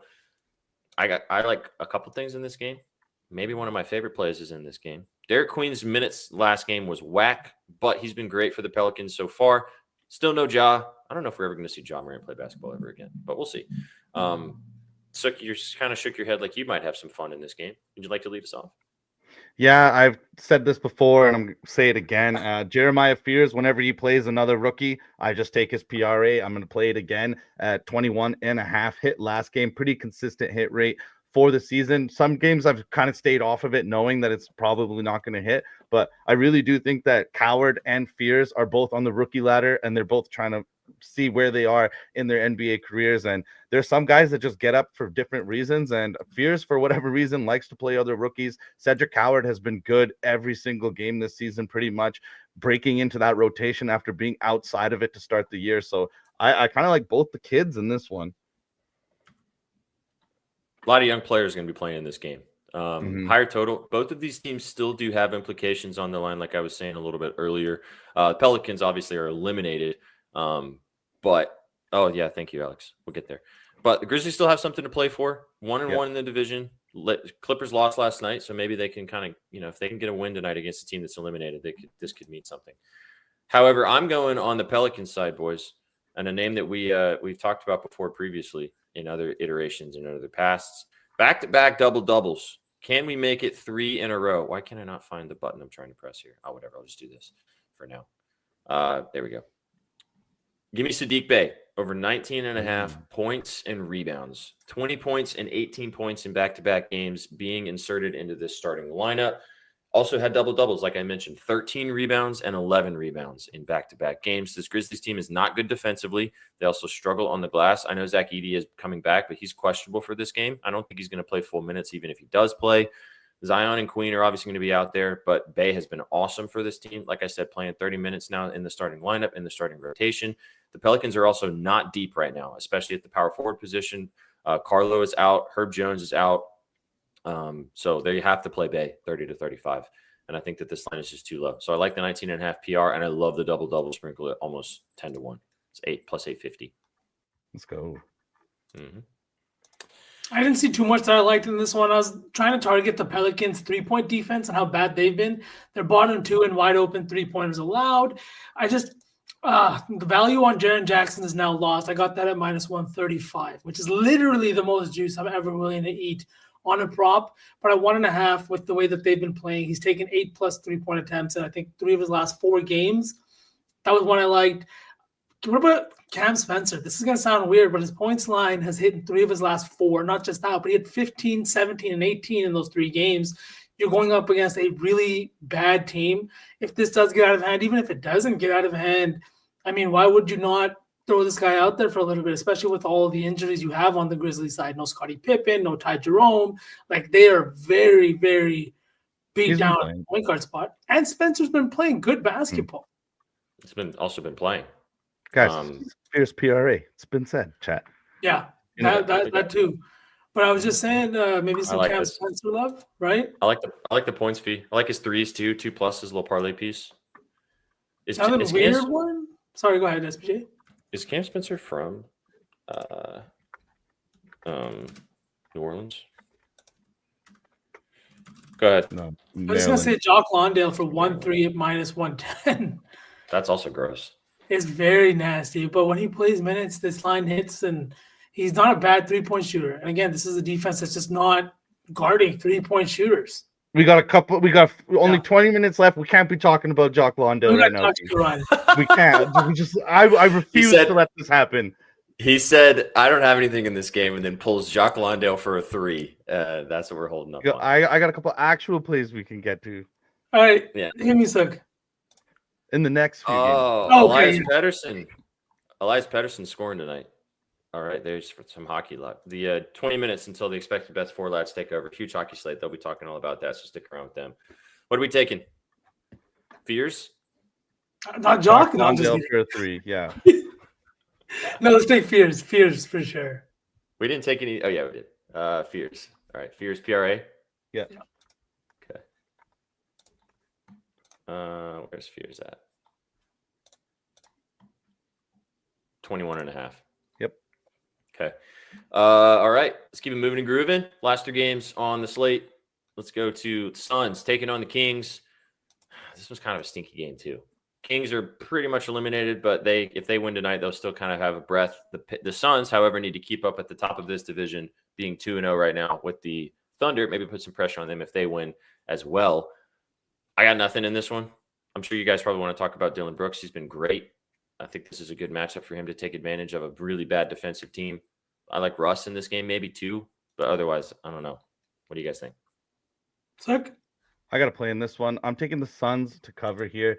They're coming off a Sure. bad L to the Rockets where they really got humbled, played their worst game of the season, shot poorly, turned the ball over plenty. The Suns are potentially competing with the Nuggets for the wild card spot in the West for the NBA Cup. They are currently down with a -3 differential to none other than the Denver Nuggets, who they absolutely hate. Most teams in the West hate the Nuggets. So the Suns would love to stick it to them and go 3-0 here and cover that differential. Booker is tired of losing, and finally this team looks good, and they're being good at bouncing back this year. They're 4-2 coming off a loss ATS, and they're 12-6 overall ATS on the season, tied for second best in the entire association. So give me the Suns to bounce back here. Jordan Ott knows that they're going to need a W here because they got a tough schedule coming up in the next few weeks. I like this play a lot. I was going back and forth between Devin Booker and Dylan Brooks. Dylan Brooks has been fantastic, but he's also been a lot better at home than he has on the road. He's just shooting a lot better at home than he's on the road. I think he's averaging close to 25 points per game at home versus 15 on the road. And then I was looking at Devin Booker, who has also been a little bit better on the road, but he's not taking as many shots over the last few. I think I'm with you, Sook. I'll just Suns -4.5. I feel like Suns money line is probably the move for the parlay. It is in Sacramento though, so maybe that does make a tiny bit of a difference. Just from chat, just to bring this up to you boys, Keegan Murray has been fantastic the last couple of games. 26 and 14 against Minnesota, playing 40 minutes in that game. 44, 36 in the game before with 19 and 5. So he looks like he's back to his form when he was a solid contributor for this team last year. No Sabonis still. Schroeder is questionable. It's looking like he may not play, Chad. Yeah. So I saw some people talking about Schroeder as well. So that is something to keep an eye on. Westbrook, like I said, is in the starting lineup now too. Zach LaVine's also due for a bounce back game. He's been kind of bad the last couple of games. He could just pop off randomly. But I'm with you guys. I think the Suns probably just win this game. So I'm down to put the Suns money line in this if you're good with that. Yep. Okay. Chat, the latest scrolling at the bottom of the screen. We did Jeremiah Fears PRA from the Pelicans game, chat. But it will be scrolling on the bottom. Last two, Rockets, Warriors. Warriors 2.5-point faves against the Rockets. This game is very meaningful for both teams. Pretty much the loser of this team is totally eliminated, as you said at the beginning. So both of these teams are probably out anyway, but still need to win for implications. No KD as he's dealing with some personal issues in his life. Shout out KD, whatever you got going on. Hope everything's okay. So he's out in this one. Steph has been great. Steph has been cooking. Feels like a good Warrior spot. I like something on the Rocket side, though, but what do you guys think? Sauceman, lead us off. What do you like in this game? Honestly, Steph's been so fucking good. I'm looking at him. This Rockets team, I keep saying that they give up a lot of wide open three-pointers. And Steph's just been on a different planet. 56, 55, 17, 46, 44, 37 then against Utah the other night. And that was a 17-point win. I don't see a world in which Steph doesn't honestly kind of completely cook again. He's taken 15+ threes, boys, in 5 of his last 6 games. Now you're going up against a team that is bottom 5 in wide open threes allowed. Yes, KD's not playing, but this is still going to be your competition. This is the team that you almost beat they did beat last year in the postseason. Yep. That's why I'm going the other way, yo. That's why I'm taking the Rockets. All the numbers are saying that the Warriors should win here. The Warriors are actually 5-1 against the spread as favorites at home this year. They are also Draymond Green versus Alpi is 10-5 in his career. But these two teams absolutely hate each other. They talk smack at their last meeting of last year, and where Draymond came out and said, sure, this team is good, but they foul a lot, and they're not going to be able to do it in the playoffs. Warriors came out, upset them in the playoffs. These two teams hate each other, and I do think that Alpi's finally going to get the best of the Warriors because the Warriors have been getting the best of him for his whole career. I like this, and that's why I took this guy. Eamon Thompson, over 32.5 PRA. Got a little sprinkle, a little dressing and some gravy on the triple-double. 25-1. In the first game without KD in the lineup in their last one, 28, 7, and 8. This is a guy that we talked about flirting with triple doubles last year, and now that he is technically the point guard. I know Reed Shepard's playing well too, so he is kind of doing that as well. But without KD in the lineup, he has to score more. If you want to just take the RA, you can, but he had 28 points in their last game. And as you mentioned, got eliminated last year by this team, 24, 9, and 3 in their last game against the Warriors too. I would not be surprised tonight if I look up and Naaman Thompson has a triple-double. So I want to be involved. Love the PRA there, 32.5. I think that's a nice spot there too. And I'll lean with you. I think the Rockets might win this game. Bing bong. All right. Do you have money on Steph or no? Yeah, I have money on Steph. It was the line 26.5. 26.5 points. Yep. Okay. All right. What do we want to take in this game then? Up to you guys. Sounds like we're kind of on opposite sides because I feel like V thinks the Warriors might win this game. Do we take Amen? I like the Amen look. We can go with Amen if you want. PRA? Mm-hmm. Down with that. Okay. What kind 32.5. It's actually 33.5 now. I'll take the 32.5. I won't cut the hook. Where is he at? Amen. Reed Shepard's also been very good. Worth So a show. good. Him and Capella should cook the Warriors bench. Oh, Capella. That's a pull too. All right, last game. And then we'll cook, and then we'll get out of here. But don't go anywhere because you've got 13 minutes until the Expected Bets 4 takes over. We are doing a giveaway as well today, chat. If you're watching us on YouTube or X, hey, thanks for being here. You guys rock. But if you want to get into the giveaway, come and hang out with us. Twitch.tv/bettingnews. That is how you are entered to win. You can follow us over here as well. You can talk to our chat. They're nice 99% of the time. No, they're always nice. They always have fun. Come and hang out with us over on Twitch, and you'll get entered to win a swag pack in honor of us giving stuff away for it being Thanksgiving tomorrow. Last game. Is Denny's open late? I'll go ahead and just tell you, chat, Denny's is open. But that's not the play I'm going to pitch for you this game. Should be a good one, though. Blazers taking on the Spurs. No Wemby still in the lineup. No Stephon Castle as well for the Spurs. 239.5 point total here. Both of these teams could use a win in their divisions. 2-1 are the Blazers at the top, but look at the Nuggets right behind them, and they're minus 18 point differential. That's crazy. 1-1 are the Spurs, so this game means a tiny bit more to them in comparison to the Blazers, but both of them are going to come out and want to win this basketball game. Like I said, nice and chalky. I'm going to go ahead and get it out of the way. I'm not going to pitch it as like a super duper official play, but I did take Denny's PRA at 41.5. As you said, Sook, I think Shaedon Sharp's going to sit out in this game. They're really trying to be careful with him with that calf injury, which is not great in comparison. But he's missed 4 straight. I think it may be 5 tonight. So I think Denny's in a good spot. However, I'll go ahead and just sell my other play because this one might be my favorite. And I feel like this is the guy that we were legitimately on first in comparison to anybody else across all of social media and across all of basketball covers. Kling Kong. Give me 23.5 for Donovan Clingan. PRA. Now, boys, I'm taking the PRA. I don't hate the double sprinkle as well at plus 130, but been really good facilitating. 14 points and 11 rebounds in their last game. But in the last 4 of their last 5 games, let me just pull up the numbers here real quick. 4 assists, 2 assists, 4 assists, and 4 assists in their last 4.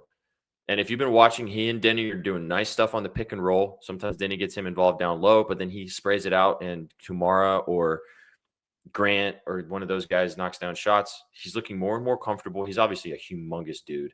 And it seems like that he also has finally got his feet under him and he's playing 27 to 30 minutes a night. So I just think he's going to keep cooking. I don't think that Cornette's going to be able to handle him consistently. And I think that Kling Kong's going to have a good night tonight. So I like Donovan Clingan. And yes, I did bet Denny. So I like both of those guys. Are any of you guys seeing lines before you talk about some stuff of Caleb Love? Because I would love to bet that. I would love to bet that guy, but they just will not give you lines for him. It sucks. But yeah, what do you guys like in this one? Sorry, I'm looking at the other side. Stephon Castle. Damn, they have so many good point guards on this team. I'm mixing them up. The other kid, Harper, or 3.5 assists at plus 124. I know Fox is back. I know Harper isn't going to be starting on this team, but this is a Spurs team that is now down Victor Wembanyama, that is down their starting point guard and Stephon Castle, and they need a little bit of a spark. In the 5 games that he's played this season, he's played 26, 29, 27, and 25 minutes. Outside of the game he was injured, he's had 10-plus potential assists in every single game. De'Aaron Fox is not a pass-first point guard. He's not a point guard that is going to start and initiate the offense. He is a score-first point guard that uses his speed to beat you off the dribble. I think that Dylan Harper is going to come into this offense and really just help this offense run, especially the fact that he won't be starting tonight. He's going to come in with that second unit, going up against a Blazers team that really hasn't been that good defensively. We're just looking straight up at the numbers. 25th in effective field goal percentage allowed, 25th in field goal percentage allowed, 24th in points allowed. I think this is going to be one of those games that's a little bit more high scoring, 239.5 point total. The 3.5 assists for a point guard, I think, feels too low. I can get down with it. I thought he was still questionable. Is he for sure in? I'm seeing lines. I don't see him on the injury report anymore. Yeah, so he must be playing. Nice. Plus money, plus 125. So, do you like anything in this game? Two teams that you like betting quite consistently? I wanted to bet Caleb Love, but they're going to hide those lines because he's the only guard left on that rotation with Wesley being out as well. So the books are definitely going to hide that line from us. I really wanted to see Blake Wesley play in this one, but he's still out with his foot. He actually was drafted by the Spurs and then let go from them. So that would have been a good, interesting revenge narrative because he's a completely different player than who he was when he was with San Antonio. So no official plays for me. I really do want to just bet Portland money line though. I kind of like that too. I also just reiterate, Caleb Love will probably start if Shaden Sharp doesn't play. Yep. And his lines will be very enticing because he's been really good. This game could turn into a track meet. And Fox and Harper, defensively from the guard position. So, and Love, like I said, he's going to try to continue to take advantage of this opportunity because who knows how long it's going to last. Because Scoot and Holiday and Thibault and Wesley are in the rotation from the guard. Bro, he was basically in the G League, and now he's starting point guard for the Portland Trailblazers right now. And he went up against a guy in Dylan Harper that was drafted in, what was the top 10? He's a lottery pick, right? Number two pick. Two. Yeah. And he cooked the Warriors that night too. That was awesome to watch. Should be a fun game. Last game of the night. If I'm done with my first Thanksgiving meal, I'll have the belt loosened and be watching this one for sure. If I'm not blacked out by then, that's what it is, right, Jenny? All right, now, what are we taking in this game? What do you guys want to take? I was gonna keep Dylan Harper for the saucy lay. Is either that or Steph for me, but yeah. You want Dylan? Dylan Harper. I keep saying Dylan Harper. Yeah, Dylan Harper. Yeah. Sorry, I don't know why I keep mixing it up. It's because I'm also thinking about Ron Harper Jr. just because of the stats he's been putting up in the G League. Let me live. Don't bring me down. Moral victories during this time in the Celtics franchise. Thank God the Packers aren't in shambles. Otherwise, I don't know if he would show up to work. It depends on the week. Fair enough. Okay, no, Mr. Bucks 3 bye weeks this year. Okay. Sook, I've learned that Sook doesn't have a team specifically. He just jumps from team to team, so he doesn't have to be permanently sad. 2 of them in the same division. That's got to be rough. Sure. All right, what are we taking? You guys like King Kong? You guys like King Kong? I like King Kong. I do like that. The PR or the PRA? Mm-hmm. Yeah, 23.5. Yeah, I am seeing lines for Shaden now too, and Denny's PRA is 40.5 now. So I think maybe Sharp does play. So we keep an eye on that going into later tonight. Seeing Denny become a 40 guy now is crazy. Like in a good way. I bet his PRA last year at like 26.5 on the regular. And it was so fun. It sucks that it's 40.5, but it's 40.5 for a reason. Mm-hmm. All right, those 7 legs, which are scrolling at the bottom of the screen, is currently 65.85. So if you'd like to tail, put a cup of coffee on that, feel free to do so. Bet responsibly. That's the saucy slate lay. Packers fans. Yeah, Chris, get him. Chris is your guy, man. Love it. 7 legs. Let's see if we get close. Before we do the duckies, let's cook the slate lay, boys. The saucy lay. All right. Dylan Harper to start us off. Of all the plays, that's the one you want to put in here? The guy we haven't seen play basketball for 2.5 weeks? The rookie? Or Steph. Then we could take Steph at 26.5. I'm not. I just want you to sell me on it a little more. Why is that your favorite? He was just the because second. We just talked about this game. He was a second overall pick. You're going up against a defense that ranks in the bottom 5 in points allowed. You don't have your top point guard. You got to think that this guy's going to play 25. He's also averaging over 10 potential assists per game when he doesn't leave the game injured. It feels like a little bit of a line that's low. But again, Steph, again, 26.5 is a good line for him too. No, I don't want to. It's your play, so I don't want to like totally poo-poo it. All right. I'm just surprised that that's the one that you wanted to put in here. Can we take the PA instead of just the assists? We could take we could take the PA. Or what do you think, Sook? Leave me out of this. No, I want your opinion. Chat, what do you guys think? What are you guys putting in the lay? What are you guys making on your lays? How are you guys doing this? So you like the 4 assists? Is that what you're saying for Harper? I like the 4 assists. Yeah, It's plus money. it is plus money. I feel like I'd rather go down with the Steph ship, to be honest. I'm down to go down with the Steph ship. I'm down. Let's take Steph. Over 26.5 points. Over 26.5 points. Well, then. So, do you feel stronger about Steph, or do you feel stronger about Harper? Harper's gonna have a fucking. So hates both. I can already tell. Yeah. To be honest, I'm iffy about both because I took the Rockets, so I'm fine. Steph can still have 30, and the Rockets could cover and win. What are you guys putting in the parlay? What are your legs? I was gonna say the Suns or the Rockets on the spread. I think I'm down to take the Suns. All right. Into that. And then you wanted to do Tyler. What do you think? SJ? What do you think? What do you think, V? You down with the Suns? Yeah, I'm down with the Suns. 4.5. I like Hero. Yeah. It's either Hero or Eamon. Well, we need 2 legs, so. Or we can take Denny.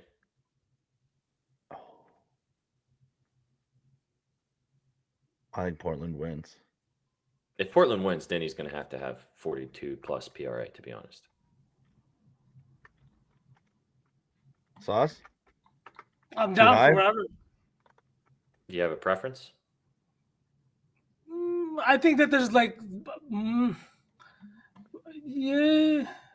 Amen. Yeah. But we already I like Amen. I think I don't know. The 32.5 also feels high. You want to double dip on Fears and put Fears in here as a 4th leg? No, because we got the Suns. You're part. You know what? I'm going to make the executive decision. Pancakes. 40.5 PRA. All right. Pancakes. Chat, give us a leg. We have 3 now, boys. So Steph, 26.5 points. Phoenix Suns, -4.5. Denny, over 40.5 PRA. We need one more leg. Chat, let us know what you guys think. Hero?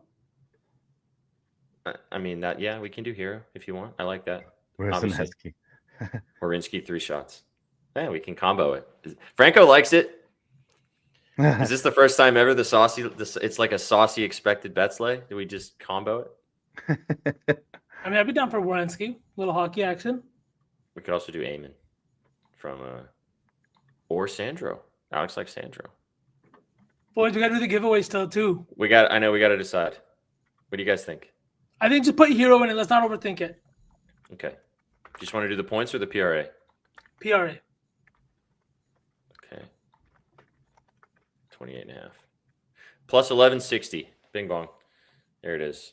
Plus 1160 for your saucy 4. We'll do the duck giveaway and then we'll pass it off to our lads. Keegan tucks you in. Let's go, SK. Wow, look at all those duckies. Look at that. We love you guys, man. All right, for a swag pack. You ready? Yeah. All right. Let's 3, get it. 2, 1. Get it. I'm going away. I said, please stay the night here with me. Happy Thanksgiving, chat. We'll see you on Friday. On the floor, We hope you all win. Make sure you eat a ton of food, play a ton of football, and make a shit ton of money. And then enjoy the cup games tonight. Big shout out to our sponsor, Bet Online. Appreciate them. We got a shout out to Rhythm as well. 10 seconds. Who's coming through the middle? Ooh, it's the clown. Is it the clown? ATV 1 of 1. Uh-oh. I'm worried. Uh-oh. Oh wow. ATV 1 of 1. Need a Are you comment. real? Please drop a dub in the comments if you're real. I got a bad feeling, boys. Yeah. Might have to go. No, one rerun. One rerun. One rerun. Sorry, expected best 4 lads. Give us a second. Big chillin'. One more for the kids. That's getting Alex, you were not included in this one, my guy. Oh, he doesn't get the win. Oh, we froze. Oh, there we go. Bondic, go. You're cooked, unfortunately.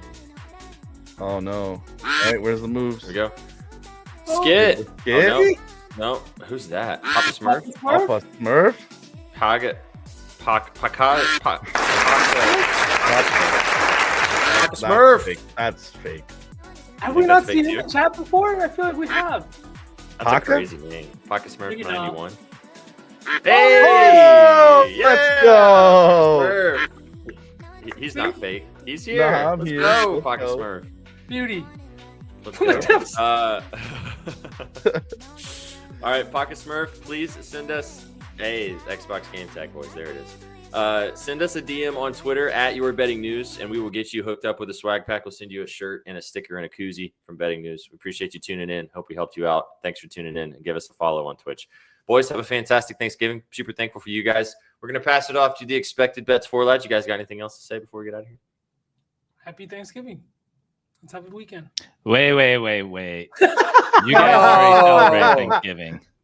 Hey, Yeah. I'm in the Don't States. thank them. sir. Yeah. This Hey, is I'm here. America's Thanksgiving, SPJ. America. They I already know. did theirs. I'm glad you came up here too, because I'm thankful for you too, bud. Happy I'm Thanksgiving thankful to you, for man. I'm thankful for all you guys, yeah. Same. Yeah. Same. Guys, Same. Love you, Betsy. But it's American Thanksgiving this week, so I love that, man. This is Betsky's show. This is the truth, indeed. All right, you guys came for the winners and you stayed for the vibes. Enjoy the next hour with these lads and enjoy expected bets 4.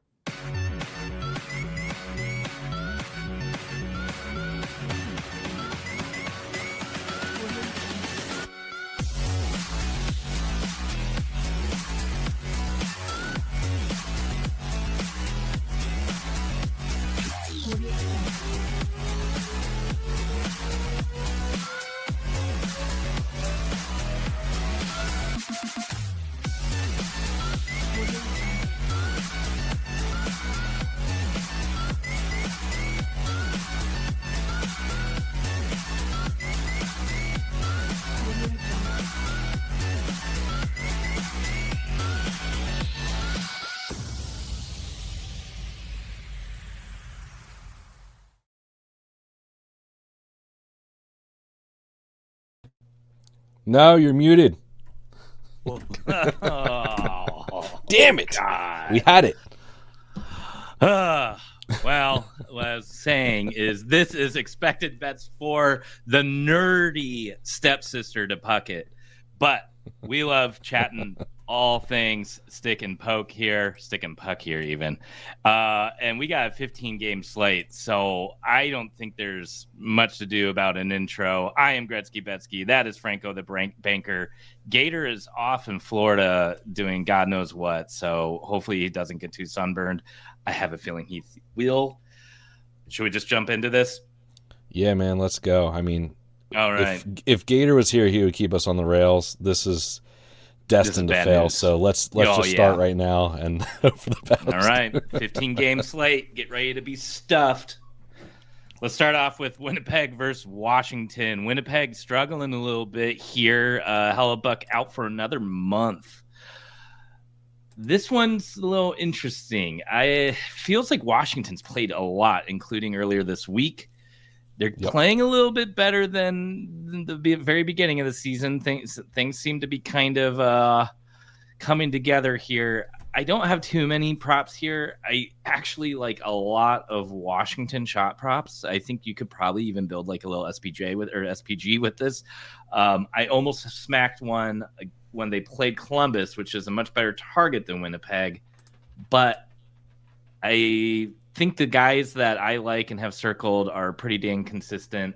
That being McMichael and Leonard both at 1.5, Carlson at 1.5, and Chikrin at 2.5 all look fantastic yet again.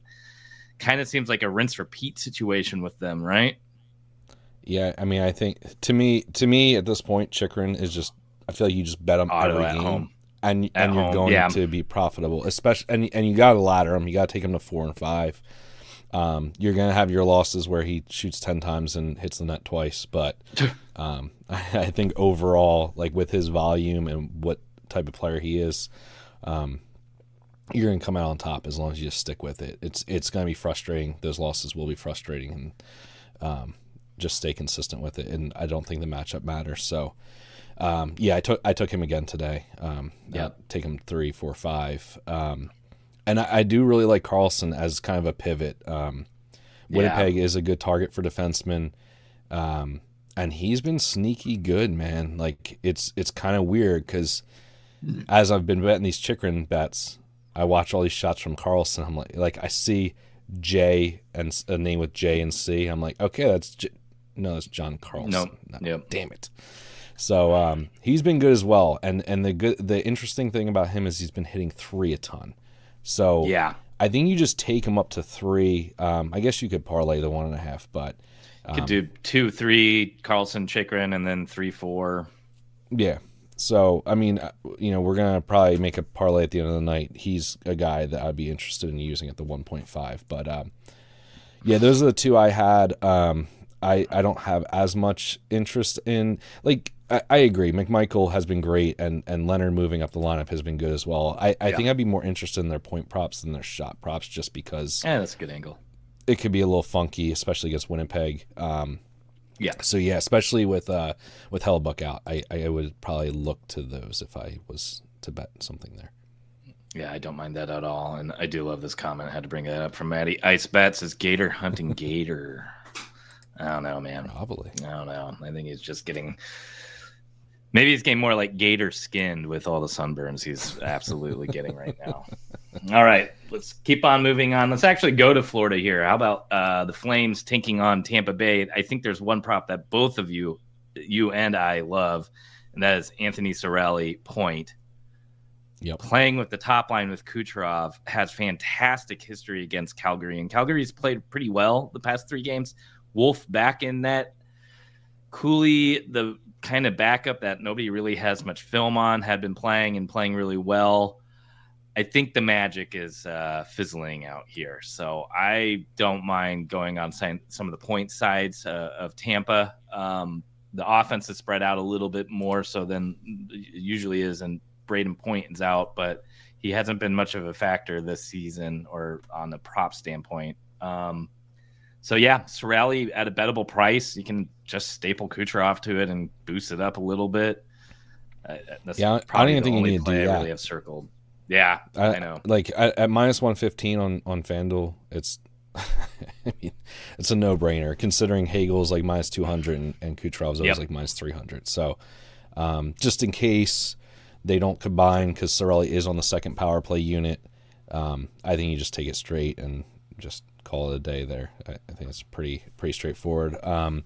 Flames side, I couldn't really get there with anything. The only lean I would have would be Rasmus Anderson. He's been just red hot in the point department as well. Points in 5 straight, including a few 3 multi-point games in his last 5. So Wow. I think that it's a good angle if you do want to go there. And I think he's a guy to look for just going forward. This might not be the best matchup just being against Tampa in Tampa, but I think he wants out. And the easiest way to get out and have people coming in for you is going to be playing well. So he's doing it. So. Yep. Yeah, that's a good call. Toronto going over to Columbus. These games have been pretty good this season. Columbus have won both of them. Toronto gets Austin Matthews and Matty Knights back tonight. And I don't care. I'm taking the Austin Matthews shots. Plus 100. I don't know how much it's moved now for 4. You're getting a discount because he hasn't played for a bit and hasn't been quite as hot as he has in seasons past, but he's always been kind of up and down anyways. I almost feel like he's been a little bit more consistent with just hitting his normal line, maybe not laddering up as much, but his history against Columbus is just insane. I'm not going to look away from it. The one I will look away from finally is Morgan Riley shots against Columbus, and I'm sure he is going to hit it tonight, but I can't stomach it anymore. I keep on getting burned, even though his history. His is volume insane. was ridiculous in that game, though, man. I mean, know. I didn't take him, so I didn't feel the pain. I'm sure you were like screaming as you saw him repeatedly miss the net. But that volume has been crazy. I considered it, but I can't get there. I just can't do it, man. I agree. That's with our you. gift to you. We're laying off of it. You all can take it. Matthews Or just averages 10.4 shot attempts against Columbus over his last 8 games against them, and has 4+ shots in 7 of those 8, 5+ in 5 of the 8, and 6+ in 3 of the 8. I think you can ladder this. Yeah. And I agree. I think you are getting a discount because he's been missing time. I mean, hopefully he looks good. Hopefully he's healthy finally.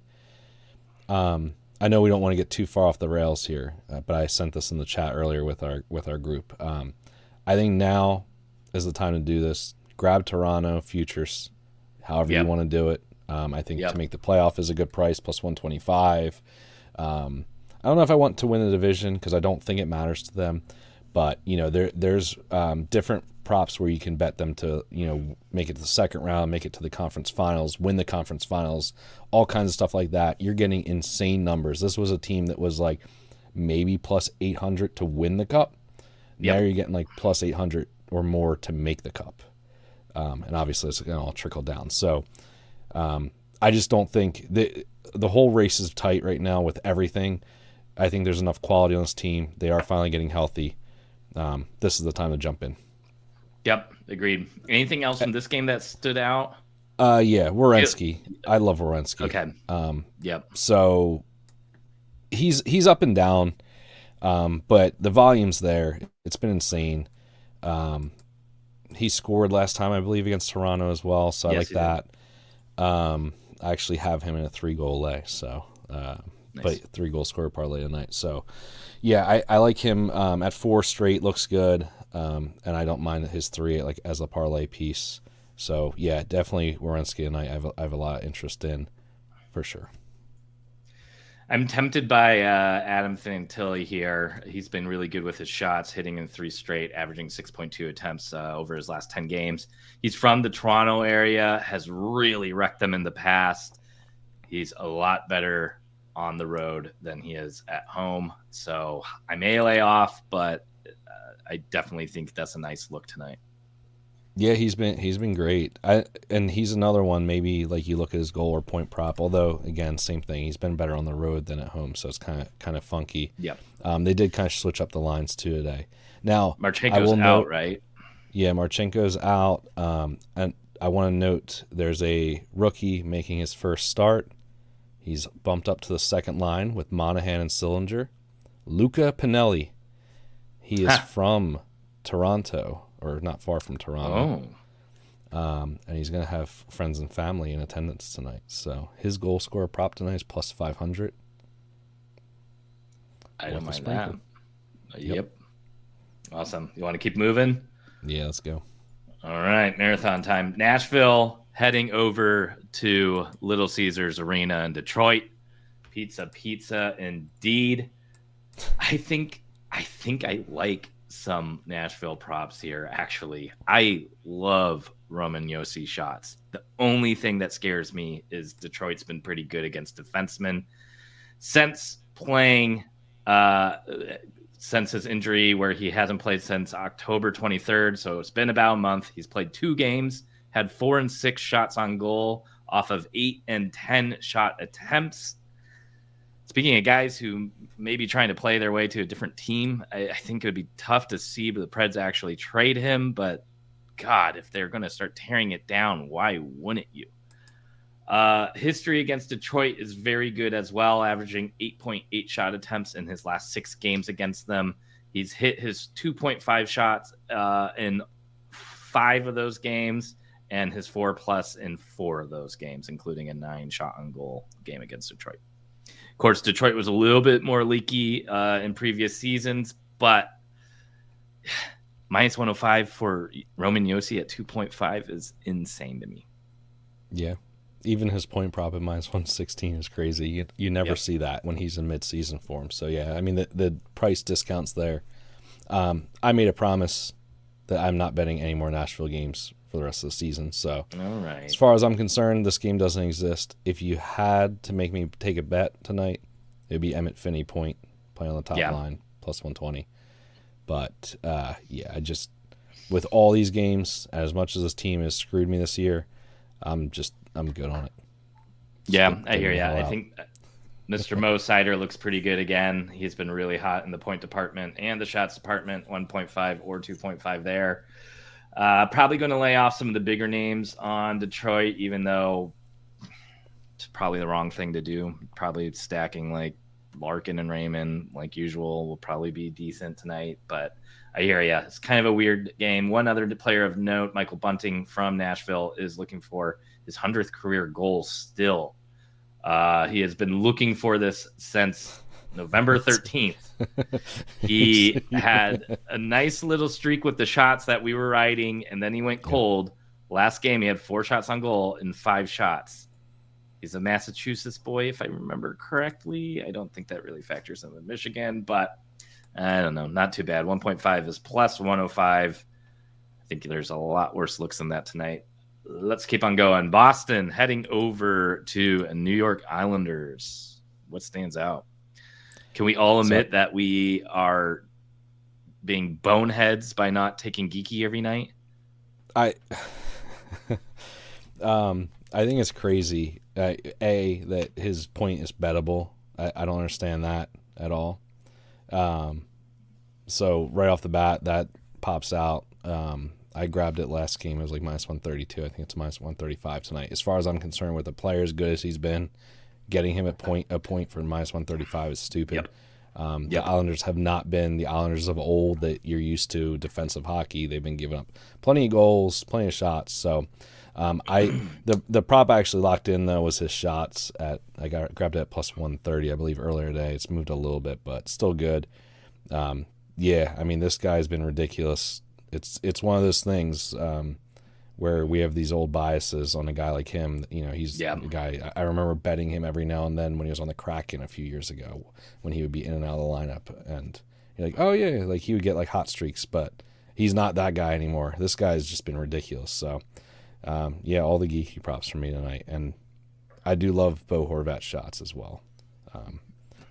Parlay piece too, for sure at 2.5, but it looks ridiculous.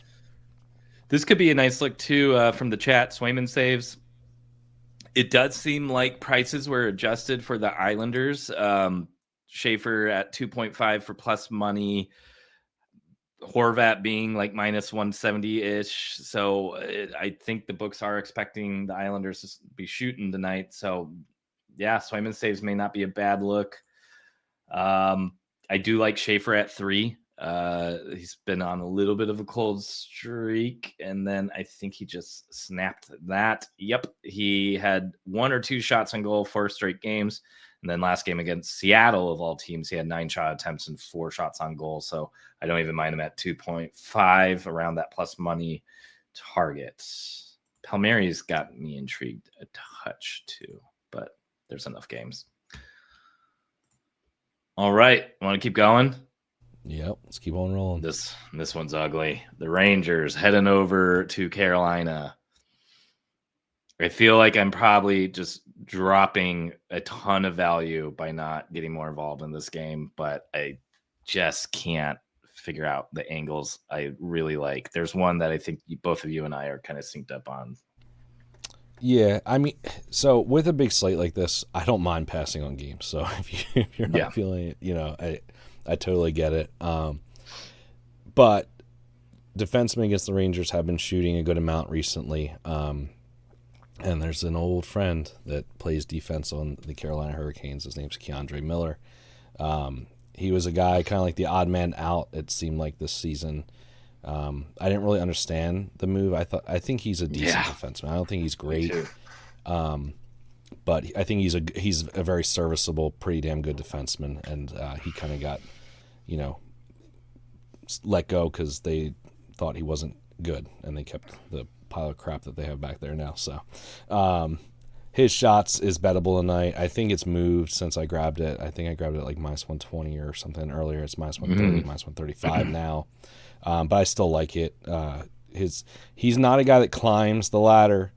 But yeah, he'll end on 2. I feel pretty good about that. He's kind of missed recently in three of his last 4 he's missed, but prior to that he was firing a ton. So I'm pretty confident, given the scenario of this game, that he'll get there tonight.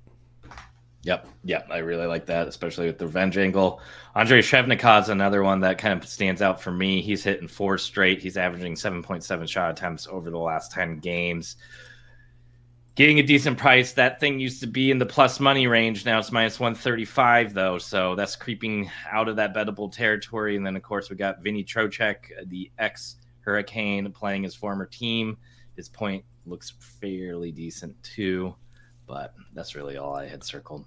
Yeah, the price on Trocheck just feels wrong to me. I agree. His history is not great against his former team, but to me, at minus 115 for a point for him, and as good as he's been since he's come back from injury, I'm very tempted by it. Like I get the matchup's bad, but the Rangers have been better offensively on the road this year, so I have a touch of interest in that one. The other guy I like as a parlay piece is Sean Walker at 2 shots on goal. It's funny, I mentioned him like the last show we did, and everybody was like, "What, Sean Walker?" But since then, he's been on an absolute tear. He's been incredible, hitting 3 and 4 every single game. It hasn't mattered that Gostisbehere's come back. So at 2, he looks incredible. I think if you want a little more value, you can take him at 3. His plus 140 is a nice price if you want to go a little bit less on that. But that 2 as a parlay piece I love tonight in this matchup. Yep, averaging 7.2 shot attempts over the last. It's crazy. Like, who the hell is this guy? He's not the guy that I remember. Like, he was on the Flyers last year, or 2 years ago. That was not his role. Yep. Now he's just firing bucks, so it's kind of. I don't even think that's really what he was doing on LA. No, never. He's a defensive defenseman. Yeah. All right, let's take on your Philadelphia Flyers in Miami against the Florida Ice Cats. I had a little birdie let me know that the Flyers may have been hanging around the beach yesterday, but maybe they saw Gator. Oh, really? You really heard that, or are you just messing around? Yeah. No, I'm not. Oh, God. Well, that's not ideal. Unless they're nice and loose now, man. So overall, this is a game I don't have too much interest in. I would say just like the Flyers have been a little bit funky. This is a tough matchup for them, playing in Florida. Florida's better at home, but this could be also a game where Florida kind of, it's right before Thanksgiving. They're home, like, we know they're the better team. Like, is this a game they're going to get up for? I don't really know. So it could be a dud from them too. So I kind of have a little bit of question marks there. I will say Owen Tippett is sitting at 99 goals, and he's sitting at 99 assists, and this is his former team. Team that drafted him.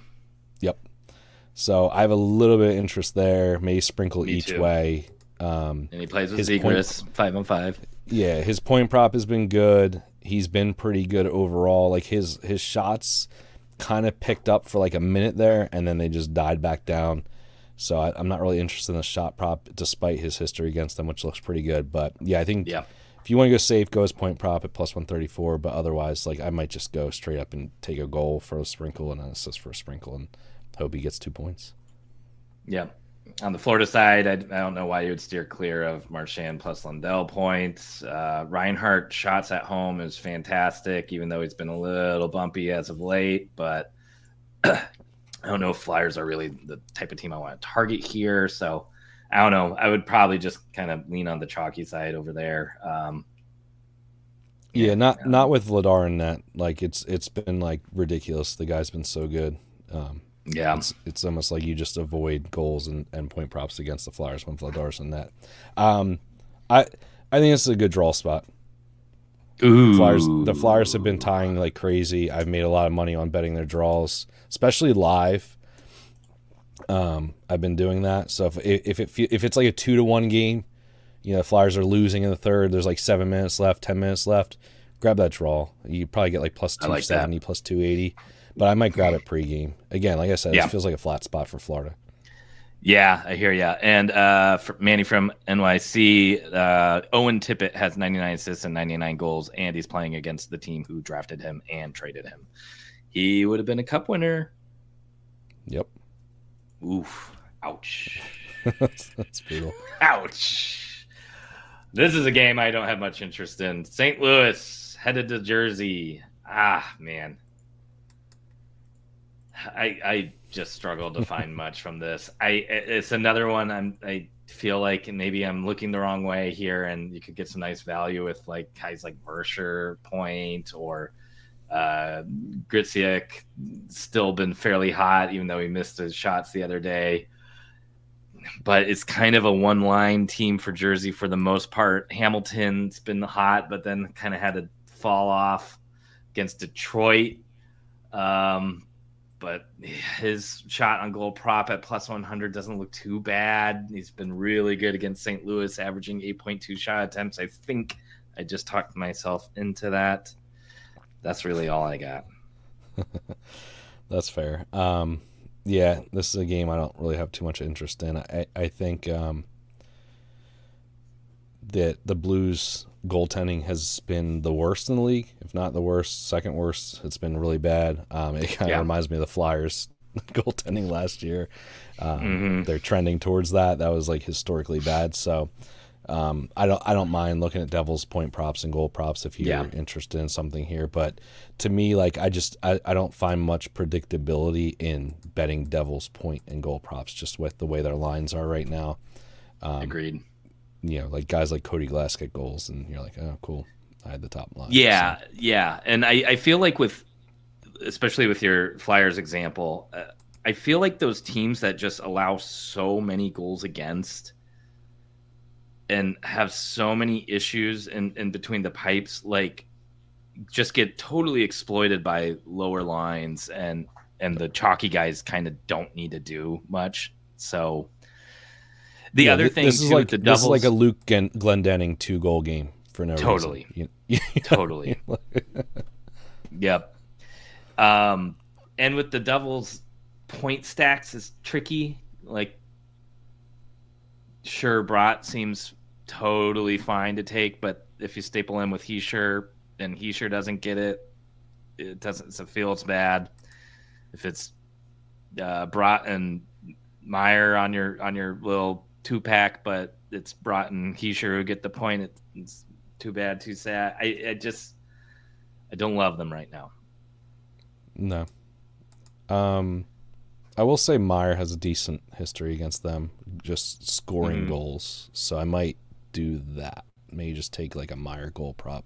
Plus 190 feels like a damn good price, given the like what we said that they've been conceding a ton. So he has a 1 goal and a hat trick against them in his last 4 games. So nice. All right, let's move to Buffalo, Pittsburgh. I know you got a couple angles here. I have not really capped this game too much. Yeah, one of my favorite plays, I took this last night actually, was Chris Letang shots at 1.5. That one has moved a ton. So I don't know. Is that always good? I feel like every time I get CLV, I just get absolutely screwed. So I'm not that excited about it. But yeah, I grabbed it at minus 122 last night. Most books have it around minus 140, minus 135 now. So volume is not great. Like he's not your typical defenseman where he's shooting 7-8 times a game and missing the net a ton. He's just been more precise. But he's hitting that two mark pretty consistently overall. And then you look at him at home, he's just even better. So great matchup. Buffalo's the worst team against defensemen overall this season. So as far as them giving up the most shots on goal, so I feel pretty good about that one, even with the CLV moving with me, which I don't usually like to see. Yep. Anything else stand out for you? Yeah, I think I don't know. So I think we see goals here on the Buffalo side. I'm a little bit hesitant to back Pittsburgh props because Me too. it seems like they're not quite right since coming back from Sweden. Shut out by Minnesota, and yeah, Minnesota's been great. I get it. So like kind of give them a pass, but that was a terrible spot for Minnesota that game. They had just beaten Carolina at home, a big 5-4 game. It was a prime letdown spot, perfect spot for Pittsburgh to get a win. I saw people on Pittsburgh that game, and they got shut out. And the next game they lost at home against Seattle, only putting up 2 goals. And didn't have much life. Yeah, that's what I'm saying. You would have so thought 5-0. You would have wake up. You had a week off. Yeah. Like let's get going. Let's get everything going. No, that was another spot where Pittsburgh. You would think they should come out with some life. So, do you really think they're gonna have a lot of juice the day before Thanksgiving? I don't think so. They have Jari in net as well. So in general, like I'm not that interested in Pittsburgh point or goal or anything like that. Even if there's good history there. So yeah, I'm a little worried they're going to be a free fall team pretty soon here too. Yeah, and I mean that's that's kind of like to the point of that Toronto thing. Like obviously different divisions or whatever, but I think some of these teams that are doing well are eventually going to start falling back to reality. And then once they start realizing that they have a chance at McKenna, even though he's been not what has been brought, as good as everybody thought he was going to be. Looks great this year. Yeah, I mean, regardless, this draft is good. So I think these bad teams, once they start realizing that they're not really going to make it, are going to start falling out quickly. So everything's even right now. But anyway, with all that being said, Jason Zucker, point looks great. He's playing on the second line, top power play. It's a revenge spot, which I love as always.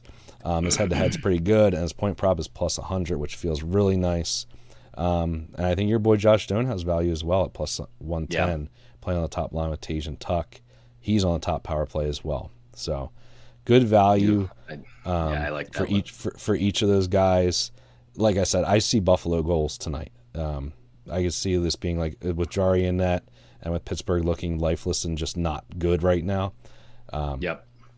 This feels like a Buffalo, another Buffalo smash spot. This team has been taking advantage of good spots this year and scoring a ton in those games. So I think this looks like another one where they put up like 3, 4, 5 goals and smoke them.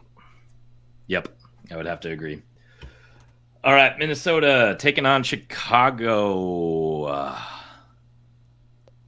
Is Minnesota hot nasty now? This is a team that I'm not buying. I'm not buying what they're selling. Yeah. That's music to my ears, but explain. Yeah, let me pull it up. But I need to see what their record is in October compared to what their record is in November. Because they were not good to start the season. Yeah, Wallsted's been fantastic for them. And like okay, like but is that real? I think wait till he's a rookie. Wait till there's more tape. Yeah, I mean he could be like Dustin Wolf last year, where like he was just good no matter what. For it seemed like, but still that Calgary team didn't make it to the playoffs. And I like Minnesota going into the season, so I'm not even saying that I think they're terrible or anything like that. I'm just not buying like this current state of Minnesota that we've seen right now. They are this month 10-2 in November. I'm not buying that. I'm not buying that. Okay. Yeah. You know what I mean? That's not real life. They had 3 wins. They were 3-10 in October. Jeez.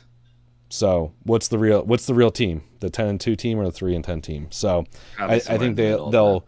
I think they're a fringe playoff team. That's what it comes down to. So I'm not saying they're terrible, but what we're seeing right now is not real. I'm not saying it's going to end today, but just tread lightly is all I'm saying. But with that being said, I mean, this feels like an under. I think that's the first thing that comes across here because Spencer Knight's been good, and I think really the only other thing I would consider is Marcus Johansson point, just because he's just been ridiculous. You're getting still plus money. Yeah, it's wild.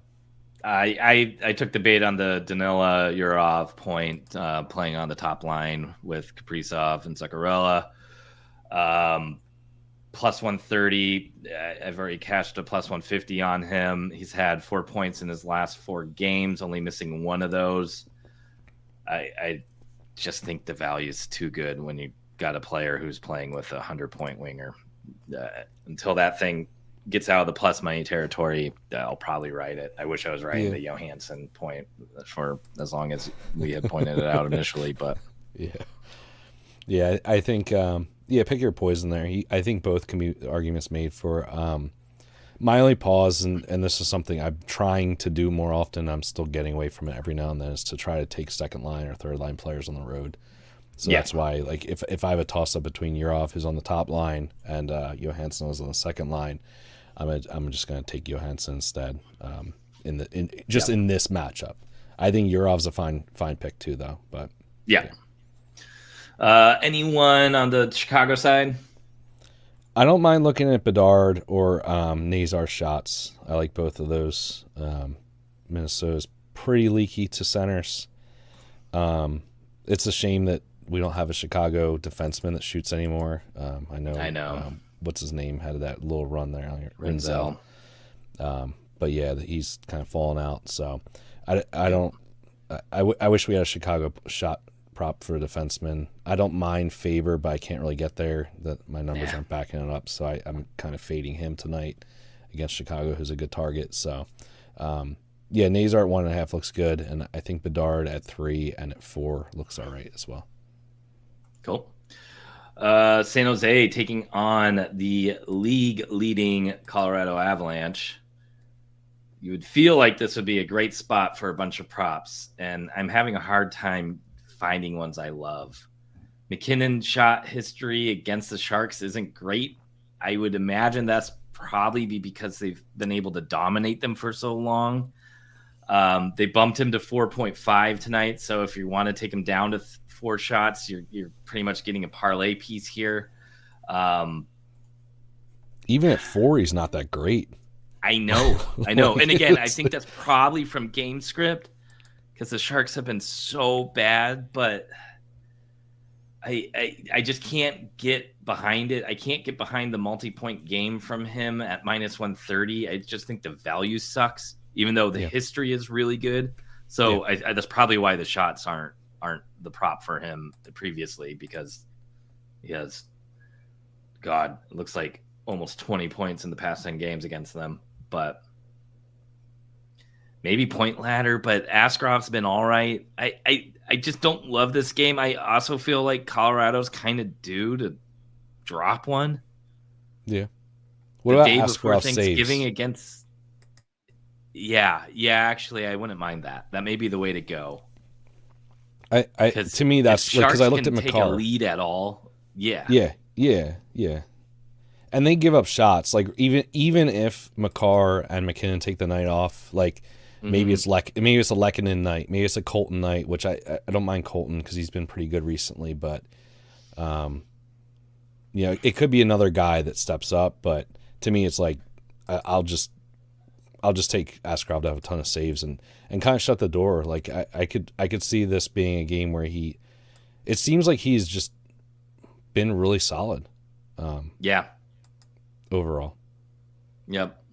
But if there's one team to just completely fumble it against Colorado and make a lot of sense. Oh, I know. Too. I mean, any given such night, a scary game to me. Any given night, Colorado can put up 7 or 8 goals without even breaking a sweat. That's the problem. And San Jose is a team that could do that. But like you said, man. I mean, this is a home game for Colorado. I feel like this is very similar to the Florida spot where, they're home.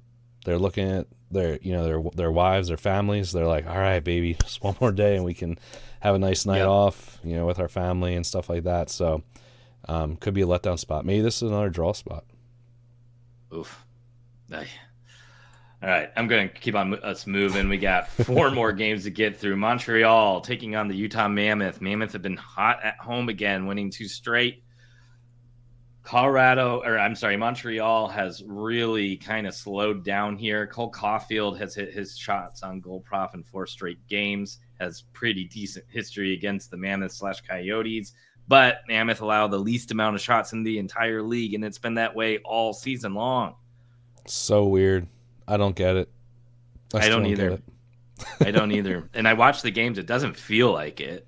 Like Carolina felt like the other team wasn't getting shots off or possession.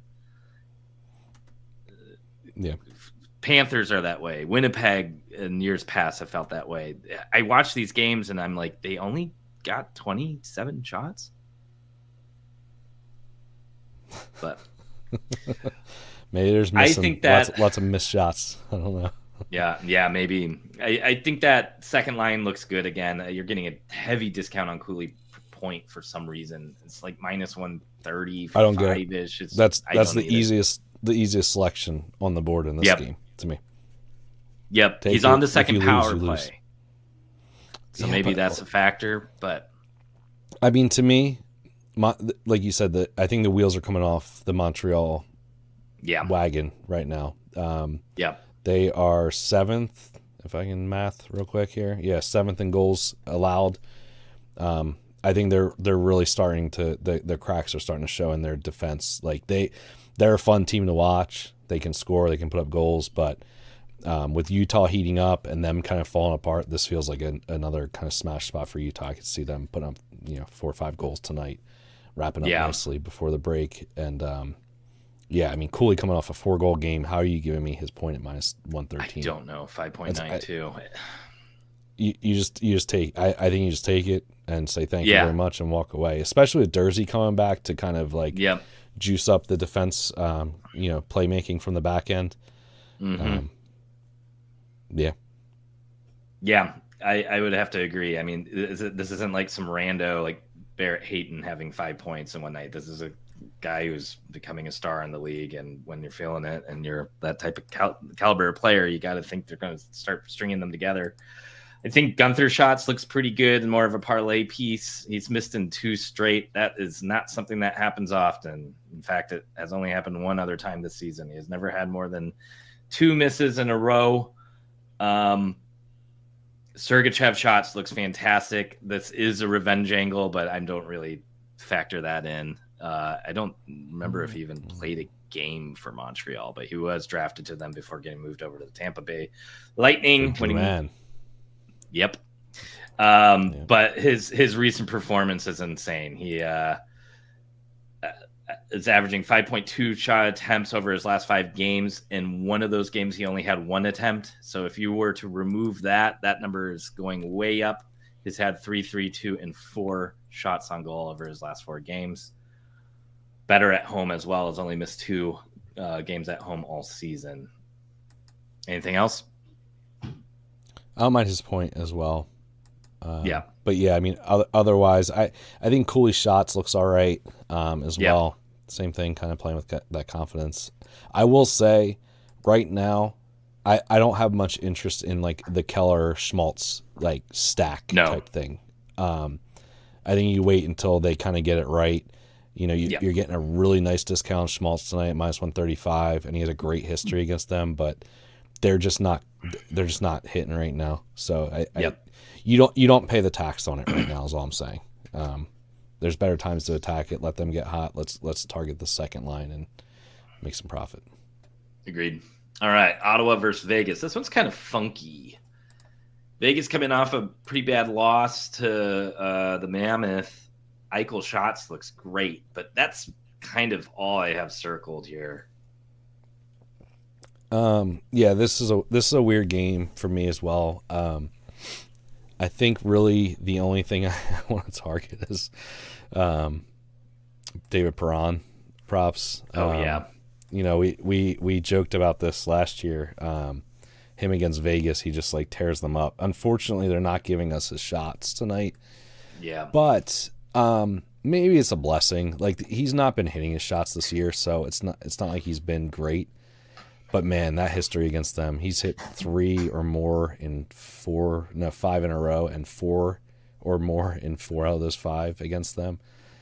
I'm like contemplating like hitting a Bet365 and ask them to add it.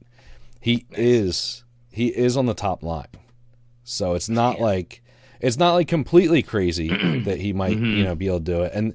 And with Brady coming back next game, he's due back on Friday. Are the reports? So this is kind of like his last shot on the top line to show he like deserves to have a top 6 role at least with this team. So I'll take his point. If I don't get his shot prop to pop up, I'll take his point prop at plus 160 or whatever it is, 150. Playing with Stützle and Batherson. Yep. I know it's Vegas and Vegas is tough, but Stu's had good history against Vegas too. Yep. Cool. Shea Theodore and Noah Hannafin 1.5 shots look good as well, but I can't do Hannafin because I think I'm the only person in the world who's only bet on his 2 misses of the entire season. Dallas versus Seattle. This is kind of a meh. Yeah. I got one in this one. Okay. Heiskin. Marchment Revenge spot. Oh.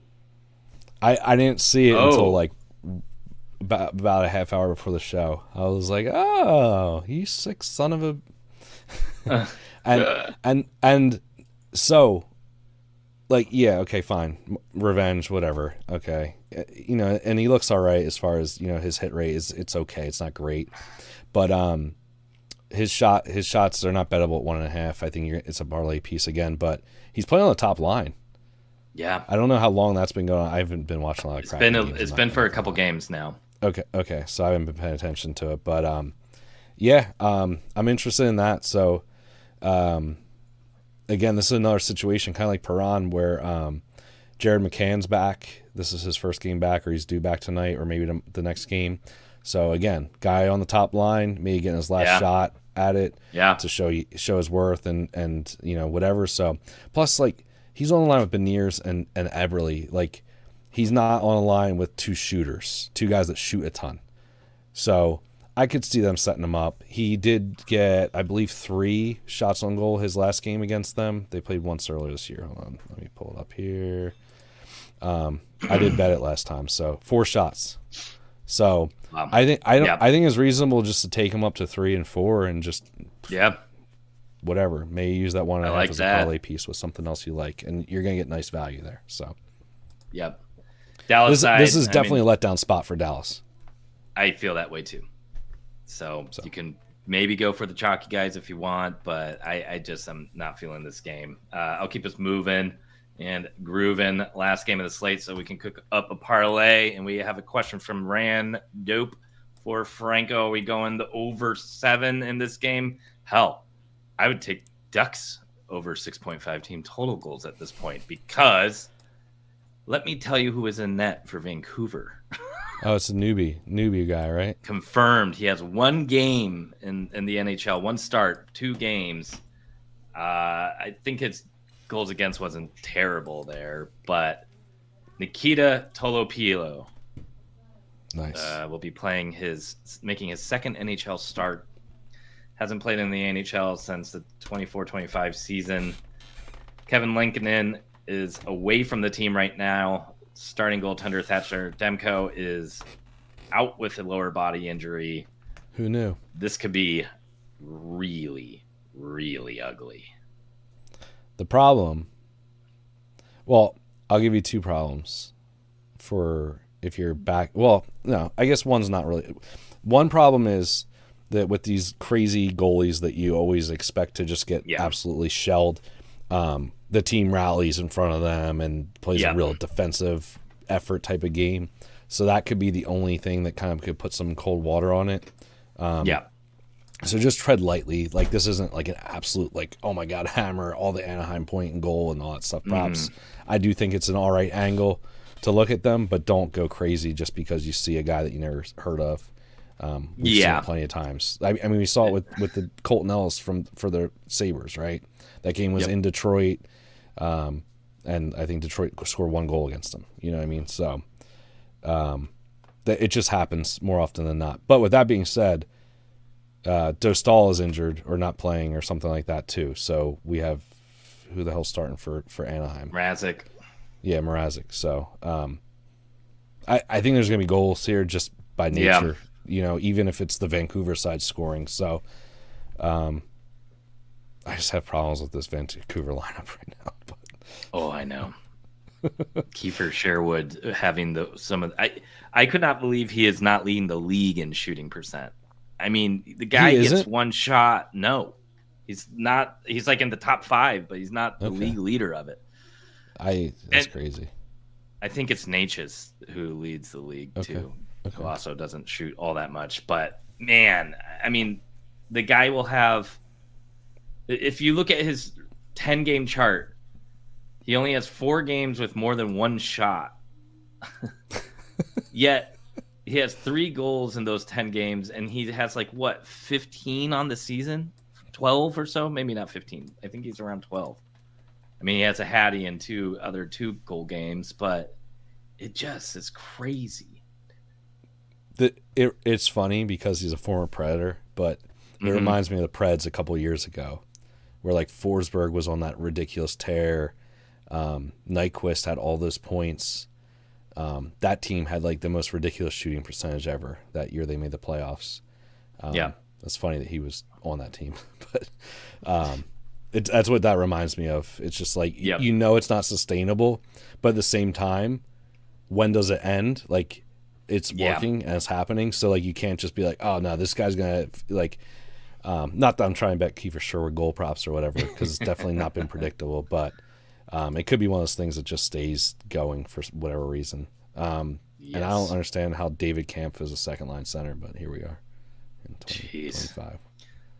Got a comment. I need Betsky's opinion on over, which would you take over Devils game or the Ducks game? I'd lean the Ducks game. I know we were just saying that sometimes these young goalies or goalies without much film or many starts can kind of lock it down, especially if the team in front of them plays really conservatively. But with Mrazek in that, it feels a little bit different here. Yeah, there's multiple outs for it, it feels like. Yeah. Otherwise, I mean, the Sharks or the Ducks top guys are going to be of interest to me. That top line is a kids line with Cutter Gauthier, Beckett Seneca, and Leo Carlson. Leo Carlson, Swedish center, facing probably the other top Swedish center in the NHL. This could be a nice little tryout for the Olympics here. So maybe Carlson's going to have that extra oomph and pep in his step to really outperform Elias Pettersson. Elias Pettersson's heated up recently too. He's had 4 multi-point games in his last 6 games. Has all right history against the Ducks, especially a couple seasons ago. But again, this is a very different Ducks team. Minus 145 for a point. I mean, you could go Carlson, Pettersson. Yeah, it could be fun. And take him up to 2 just for the hell of it. Yeah. Right? Yep. That's not too crazy. No. I might do that. We'll see how the night's going, because that's the late game, you know? Yep.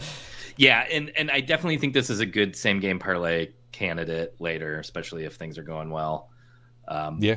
Vancouver's allowing a ton of shots, so you got some great shot options here, and some pretty decent, obvious point spots that still aren't totally juiced. Yeah, I took Zellweger shots at 1.5 minus 130. Just the fact that it's bettable feels good. The history is really nice against them. Vancouver starting to really concede shots to defensemen too. So I like Lacombe as well. He's just a parlay piece, so another guy to add to the list as far as parlay piece type guys. But yeah, I think there's some value for both those guys at 1.5. I think Cutter at 4 looks good. I like Cutter goal tonight. Mm-hmm. He finally kind of got the schneid. He had been goalless in 4 straight and got one. So yeah, I think there's a lot of value here. See how your night's going, and then maybe go a little bit crazy on this game when. Yep, I would agree. Half hour before. All right, let's cook something up. I'm going to use that DK boost, but if you want to get a bonus, make sure you're scanning that QR code right below Franco in that corner and use code BNBOL55 for 55% sign-up bonus on Bet Online. I already got mine, or otherwise I would be doing that now. But let's take a look here. What should we start with? I think it needs to be a same game. Or We need same to have game at least plus. one same game leg, right? Yep. Let's see. So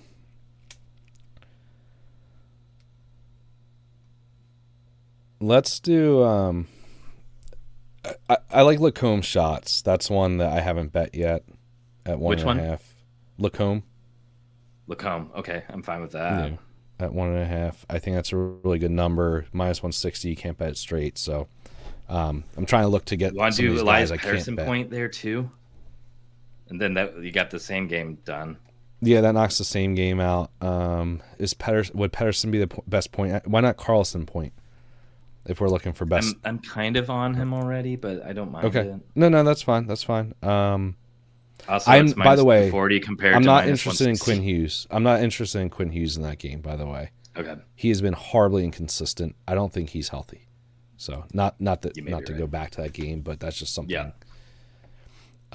Yeah, I'm all right. I'm fine. If you like Pedersen, let's do it. Let's do it. I'm fine with that. Any Buffalo points?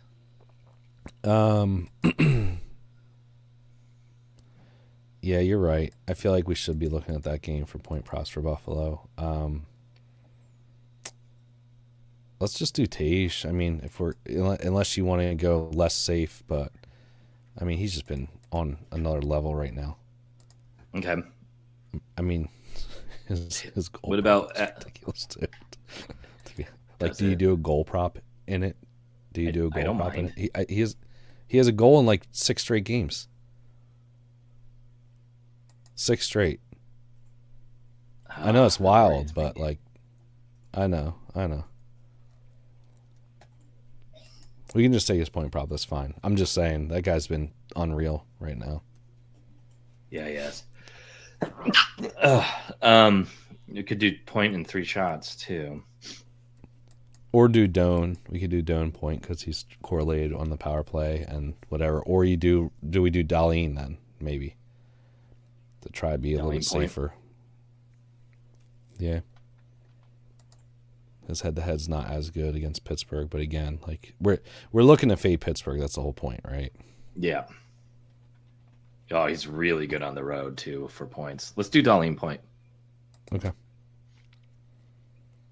Just in case it's like all the second line and third line. Yeah, he has more outs. And what do we need? One more. Yep. Sean Walker shots. I like that. Let's see. Carlson shots, Walker shots. Those are 2 of my favorites. Yeah. Are you on that heavy? Neither Carlson. of them. I haven't bet either of them yet. John Carlson, not Leo. Yeah. Wait, why is this not letting me do the boost though?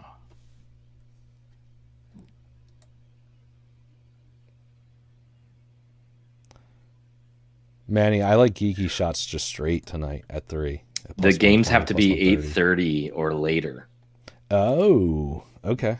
Okay, hold on. That kind of changes it then, right? 8:30 or later. Biz is making us stay up late. Yeah, it's the one that's like you're not going to sleep. Have some extra. Okay.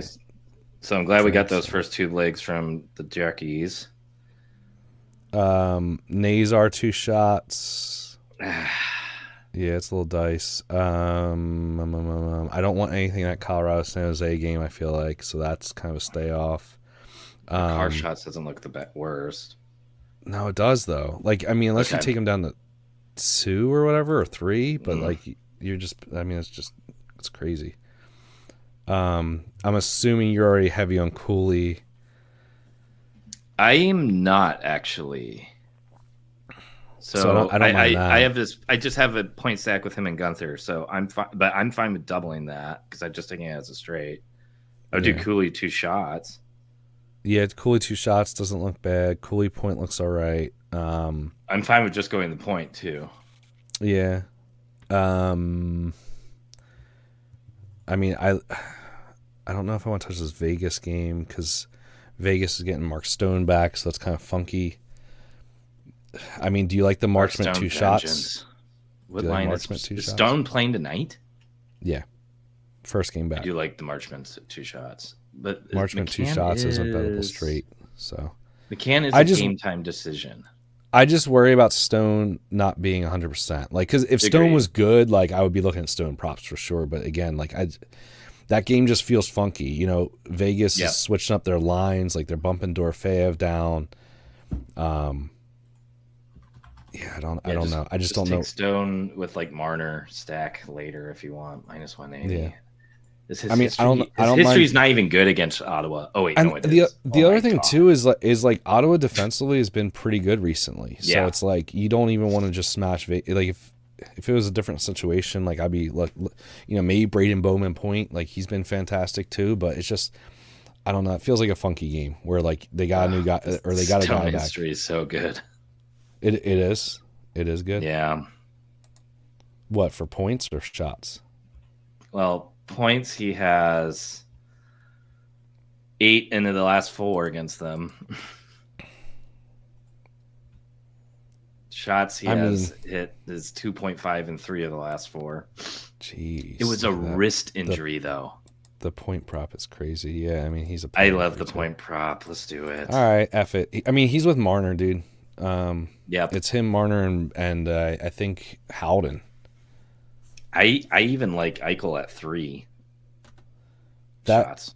looks all right, but again, like I don't know, man. I Okay. feel like Ottawa's kind of like tightened up a little bit.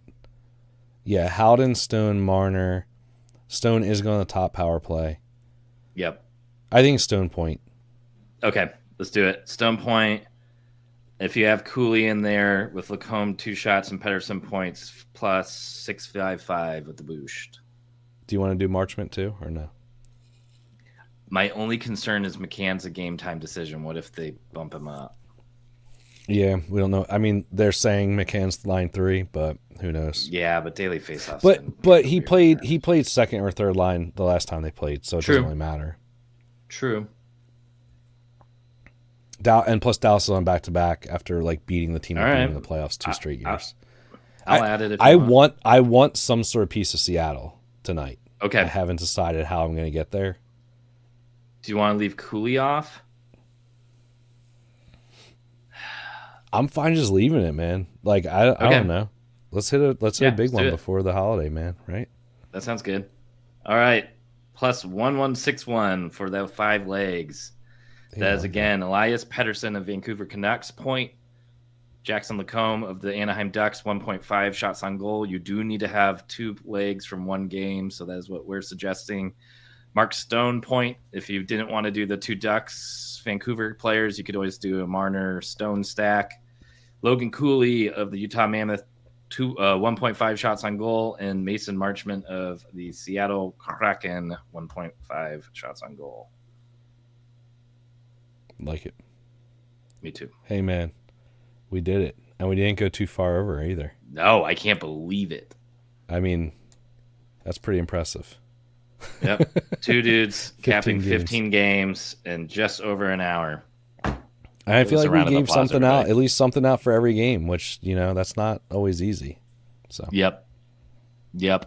Awesome. Oh, Well, yeah. thank you for sticking with us, Manny. Last question here. I took Carlson with a Troy Terry point stack. Unfortunately, I thought they were on the same top line still, but they are not. But they still play on the top power play unit, and that game could go leaky.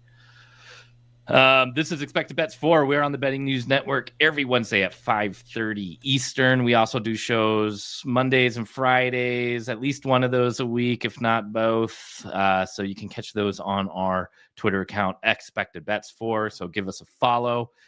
Give Betting News Network a like and subscribe as well. And have a happy Thanksgiving, everybody. Make sure you brine those birds. Ciao. What you know about rolling down in the down in the Now I know we all be loving this shit What right you know here. about rolling What you gonna do? rolling What you gonna do? down in the rolling What you gonna do? Right, y'all be loving this What you know about